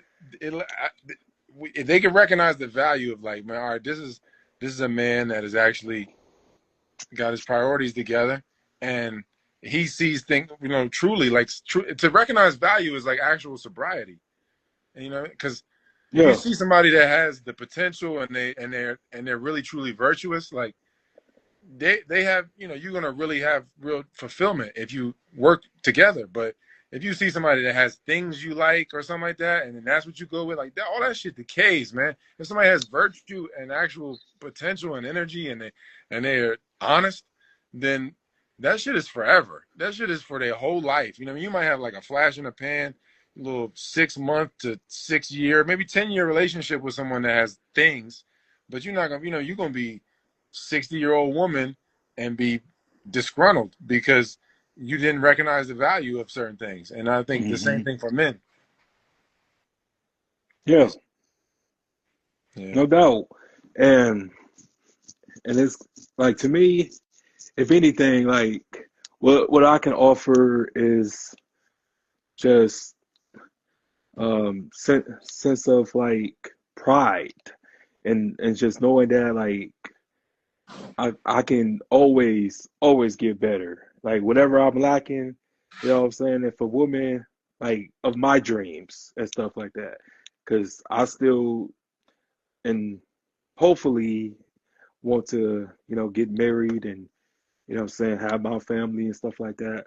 But I would just say it's just from like who I am now and who I'm going to be. Like she will always get a provider. She will always get a hard worker. She will always get someone who can reflect, somebody who can take accountability, someone who can admit when they're wrong, somebody who isn't going to gaslight her. It's somebody who's going to always keep it real with her, teach her the game, teach her just things that I have obtained and stuff. Like it would be no manipulation. It will be nothing but pure um compassion and love and compromise because we are a team. You know what I'm saying? Because I ain't trying to sleep next to no enemy, and I hope that one day, shoot, no one will consider me their enemy if they with me. Like, don't, you know what I'm saying? Don't be my enemy if you in the same bed with me. But and that's just what comes down to it now, just sleeping with the enemy, and that's really scary, bro, because it just, uh, Yeah. I mean, it's got to be real selflessness. It got to be real virtue there, man. Or yeah. it's really dangerous. Because, like, imagine, you meet the woman that you're talking about, right? And then you have a child, you have multiple children, wherever you have a daughter. You raise your Hmm. sons a certain way so that and you raise your daughter, everybody sees that y'all reflecting off each other. And then, the woman or your daughter grows up to be a woman and she sees like that you had these crafts, the mom had these crafts, you had certain mutual respect. There's certain things that you invested in that are actually the fruits and not the flower. Like that, you actually have your energy on the real fruit of things. And so like not the flashiness. So like when she grows up, she sees that and then she won't be swayed by flashiness. You know what I mean? Like it's less likely that they'll be swayed by it because they recognize real value, real substance, real presence. Because if you really want to have a family, it's about presence. It's not about nothing else. Like if a man got a bunch of money, chances are he has no time. Yeah. You know what I mean? Like I feel like when I was getting the most money in my life, I had zero time. And zero space. I'm constantly moving or having to deal with people in my space, and like I feel like like they say like space, time, and money are luxuries, like in different ways. It's like kind of the same relationship, all of them. But I feel like if you don't look at it like, yo, we're doing this to experience creation, to experience a family, to experience a nation. Like for somebody like yourself, somebody who's Aboriginal, you experience an actual nationhood, like, or being a part of that. Like that, Hmm. that's what you're doing it for. You're not doing it to be like, my kid is prettier than your kid, or my kid is better at basketball than your kid, or like, um, that, and that shit is, competition is fine. I think it's like, we need competition to get better. But I feel like Yeah, people are at a point now where it's just like the values, like, we're focused on the wrong thing. You're focused on the glitter and not the gold. And so I think that's where we at. That's the what has to really transform in people, to where they look at it like, I need to experience myself completely. So I need to experience creation, the creative process. And I hmm, think you get into whatever creative process, whether you make music or clothes or whatever, make cars, you go through that process and you fully commit to it and go through it. You experience yourself through what you're creating. You experience the creator through that process. And then it's like, I think if you're really doing that, you start to really realize purpose. You gravitate towards actual purpose. And then you gravitate towards people like that you can create with, dual cultivation. So I think that, that all that has to be respected. But right now it's just like, this bitch's ass is fat and that waist is right. And yeah, and that's the biggest trap ever, man. Because yeah, they know what they be doing and stuff like that. yeah, Because they like, well, you know what I'm saying. Just because I dress a certain way doesn't make me. And I'm like, no, no, it don't. But just like Dave Chappelle said, like, yeah. but You got the you uniform. know, You got the uniform on. yeah, Yeah. Yeah, that's it. I be having to catch myself, you know what I mean? And I be hard on myself when I'm like, damn, I don't want her for the right reasons. You know what I mean? I just want to taste her. I don't really want to experience her, you know? yeah, And then you realize, like, damn, mad chicks just trying to taste me. They don't really want yeah, to they don't really want to experience themselves or me, like, through each other. Like, it's like, so much stuff is, we just really good at lying to ourselves. We like, ultimately, no animal can even do it like a person can do it. You know what I mean? Like, people are incredible actors to themselves. Like, yeah. Yeah, and I believe we all act to a certain extent, and you got those ones who masters of disguises and stuff like that. But me, yes, like you're not gonna get I would say like you won't get um my work version at a club and stuff like that. Because when I'm at work, man, I'm strictly business. I'm professional. I'm popping. You know what I'm saying? I'm really showcasing. You know what I'm saying? My ability when far as yeah, cooking and stuff like that. I even when I chop carrots and lettuce and stuff like that. I really just be showing off like. But yeah, when I'm at the club, or when I'm doing something like just having a nightcap with a lady, you know what I'm saying? Like when I was drinking and stuff like that, like a lot of times it would be no intelligent conversation, would be no type of I would say intelligent embrace. It would just be straight to the the get down.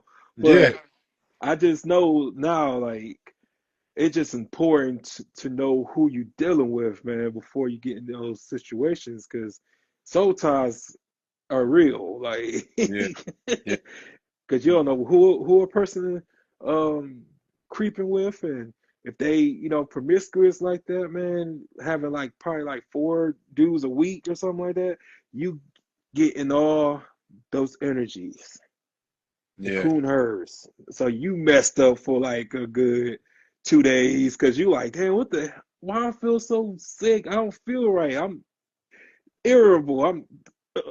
I'm pissed. Like, what the hell is going on? Those energies, and then yours. So 6 energies in one body is chaotic. So, yeah. And then let you have a kid randomly, and then it's like in them. oh yeah. Yeah, Oh, no doubt. No yeah. doubt. No, I mean, but that's the goal. That's really the goal, is to make it to where you dissolve those walls. Like, it's like one of those Taoist sayings where we're saying, like, why should the close of the field be separate than the close of like prayer or whatever?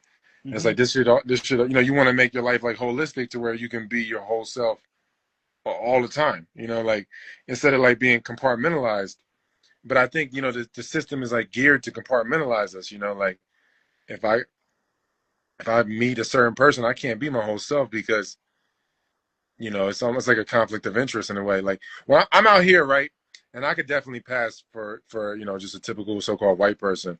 And so I don't even talk to certain people about certain things because I don't want them to know who I am, because I don't know I don't know what they could do. I'll be leaving my house for periods of time and stuff, and I'm like, I don't want nobody to run up in my shit or break some shit, So like, Right, I'm right. like, man, I'm like, I can't even tell them about my life. I can't even be my whole self, really, like with my neighbors.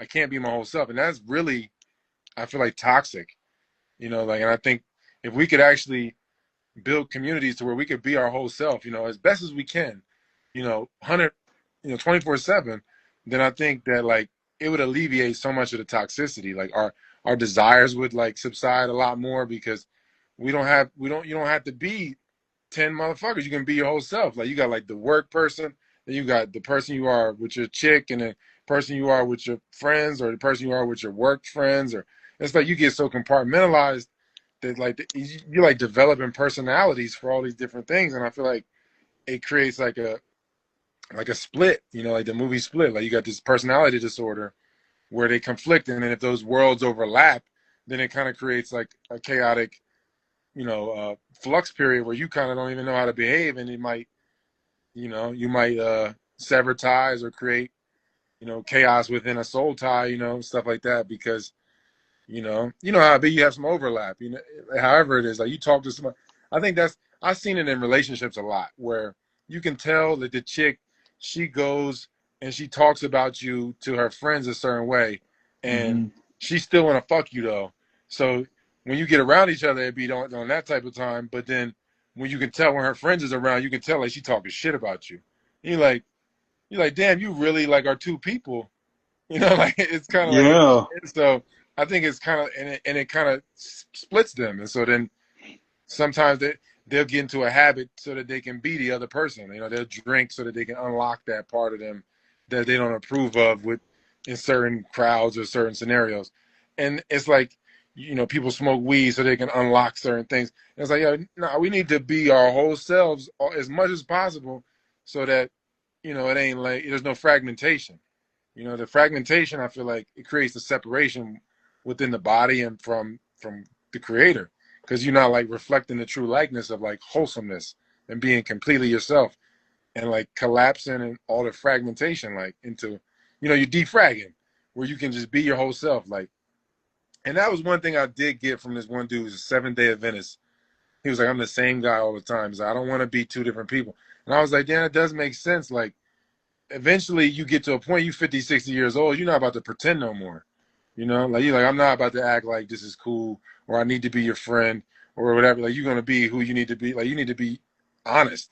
And I think that's, as we get older, trying to keep up all them personalities, it drain our energy, so that keeps our appetites higher. And so like if we used to consolidate and be our whole selves as much as possible, I think then just I think the honesty just increases and we just be more honest with each other, and like, and then we just don't, because it's like having a personality is almost like having a pet that you got to feed. You got to feed Mhm. certain personality. You're like, damn, this is who I am in this circumstance. Like, whatever it is. I feel like when I had addictions, I was addicted to the personality more than the substance. Like, Yeah. I was a smoker. I was like, I like rolling up. I like breaking it up. I like being, doing the things I do when I hold it and light it. And I'm like more addicted to the guy that I am than the thing. And like, I think if you can just break those walls down to where you don't need the external approvals and stimulators for that, then you can just be your whole self. Like, if you want to be relaxed, you can tap into that. If you want to be up tempo, you can tap into that. But like, we be having to go through approval to get that. Like, I changed my clothes, I'm this person. I put these nice clothes on, I'm this person. I'm with this bitch, I'm that. You know what I mean? Like, and it's tough. Yeah. It's like it's hard to bring it all to be all yourself. And I think the only way we could do that is if we had community, because then it would just be silly. If we out here gardening together and building houses digging wells and building fences and all that stuff. We're doing all that shit together intimately for some. You're like, yo, well, who are you putting on for right now? Right now, we need to harvest these zucchinis or whatever. We don't need to hear that. Like, I think it erodes that personality. Like, I think personality is okay, but it's got to be like a tool more than like something that you use as like an identity. Yeah, yeah. And like my personality just really goes by just I'll say because I have an inner child and stuff like that, so I'm very comedic and I always quoting different movies and stuff like that, you know what I'm saying, personating voices and stuff. So I'm very I would say witty, you know what I'm saying? Like I'm always been a class clown. You know, the stuff that used to get me in trouble helps me out a lot because like when I was bullied as a kid and stuff like that, I knew how to make people laugh. I was very funny.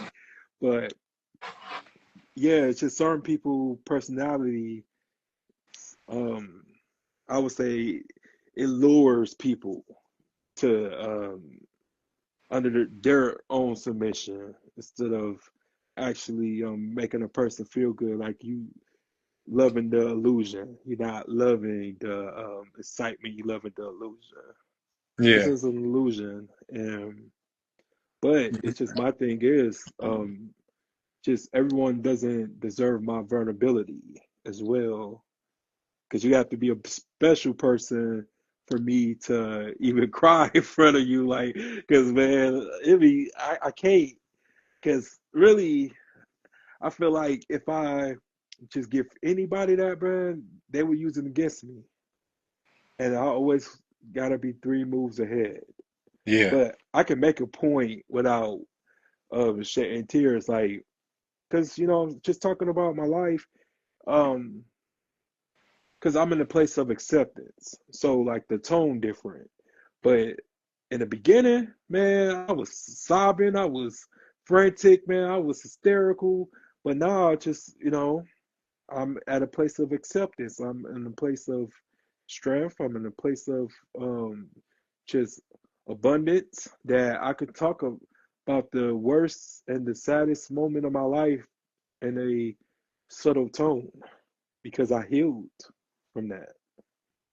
And that's what we need, just healing. Yeah.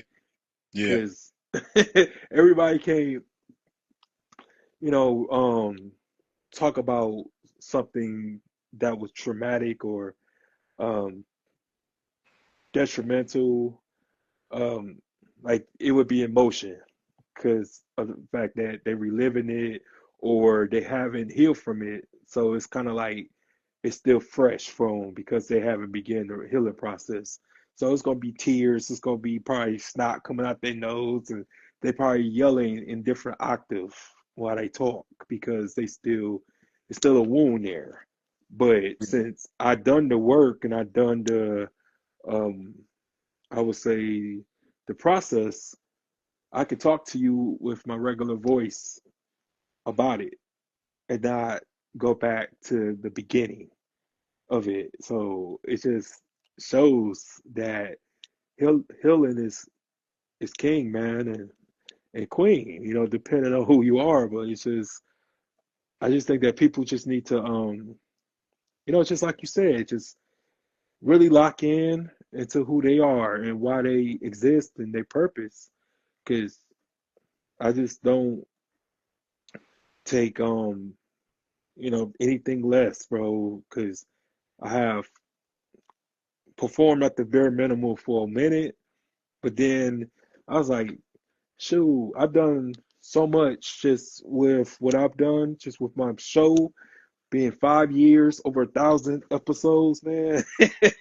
Mixtapes, all that stuff, bro. All in Yeah. 5 years. Like I made such a contribution to like my city and just my region and my state and my country. The ones who don't know me yet. Like they gonna stumble upon me just like I stumble upon you.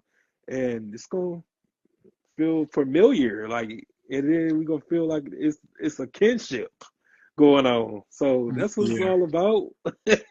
So yeah, yeah, man. I mean, like, you you got a presence, man. You can't. Nobody can recreate or copy your presence. You know, no. So if you got it, you gotta foster that, man, and bring that, through by any means, like you said, whatever channels that you can bring it through. It's, I guess, it's really your purpose, and like, yeah, different times, in life, I feel like I would use my personality to get me in places where my presence would never be. My personality would get me into some shit that I couldn't be myself in. Right. You No know, doubt. No and doubt. I think it's like the personality gets rewarded so much, you know, and it's not the actual substance. It's like the residual effect of substance. It's not the actual presence or essence. You know what I mean? It's like you said, it's like the guard, and you do, at some level, you do need that face, that veil, like that, like Hove said. Hove was like, sometimes you need your ego. Got to remind these fools. I think you do need it at some level, like, as a veil, because you don't want to, you don't have to show people everything all the time. But at the same time, I do think that, like, it's been so promoted to just have personality and use personality, like, like, because so much shit is entertainment based, like, I can get a Hmm. chick because I entertain her, don't mean I'm a good father, like, it don't mean I'm gonna be a good man to her, like, and if she's the same thing for them, like, they be entertaining and they look a certain way or whatever. It's like, this is more entertainment than it is actual substance. And like, I think there's a way to convey substance in an entertaining way, but I think we get caught up in just the sensuality of things, what I mean, people as a whole at large. I know some people have it mastered, they got it down, but for the most part, like, we are distracting ourselves with entertainment and like validating entertainment instead of like actual substance, like actual, the actual essence or gold, And Hmm. so I think, yeah, man, like, if you got presence, man, I think that's something that people, they can't take that for granted, and I think it's something that they got to cherish and preserve and not sacrifice for, you know, um, the exalting of the personality, because the personality start to really take over, you know, like, I think about it like anytime like somebody's an entertainer or should be a porn star, whatever it is, they get a certain type of euphoria from tapping into the personality, because the personality gets certain benefits or sensual security or whatever.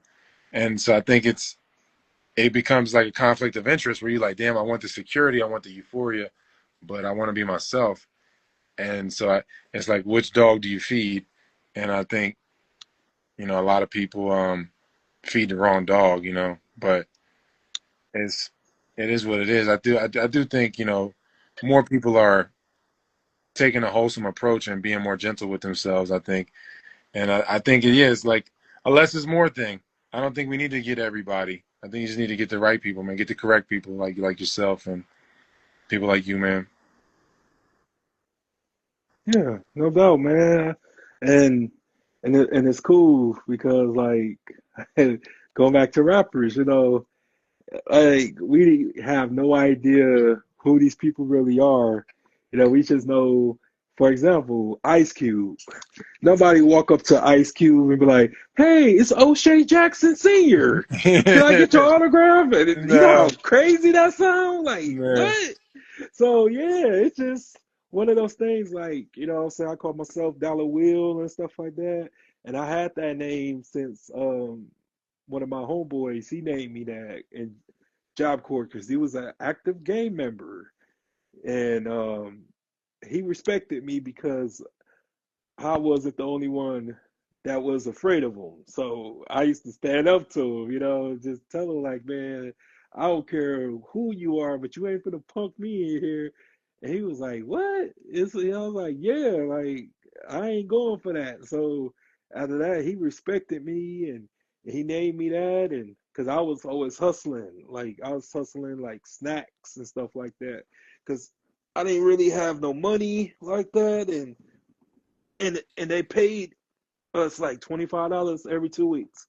So I was like, man, I'm 22 years old with $25 a week, man. I'm finna grind. I'm finna hustle. So I just learned how to just have when I had less, I got more, just like you said. So it just was like a forever mantra and stuff like that, because it just felt just like great, man, just to have that bestowed on me, and it just made sense to me. Like, so I kind of keep it as a remembrance of him, because he got murdered a few years Yeah. back. So, but yeah, man, I just enjoyed you, bro, and if you're willing to come back and do some more of these, Yeah, man. Yeah, for sure. Yeah, man. Let's do it, man. Whenever I guess whenever we can organize some time, I yeah, definitely do it, man. yeah, man, we locked in now, man. You episode 1005 now. Okay. All right. Yeah. Damn, you putting in work, 1,005. Yeah, man. I'm doing my best, bro, and keep on doing you, man. I'm gonna keep sharing your content, man, making sure that it gets around, bro, because you doing a good service, man, and I thank you for that. Thank you, man. Thank you for having me, man, and appreciate everybody that ends up tuning into this, man. Oh, man, no doubt, bro, and you be easy. Yeah, you too, man. All Thanks, right. man. Peace. Thank you. Peace.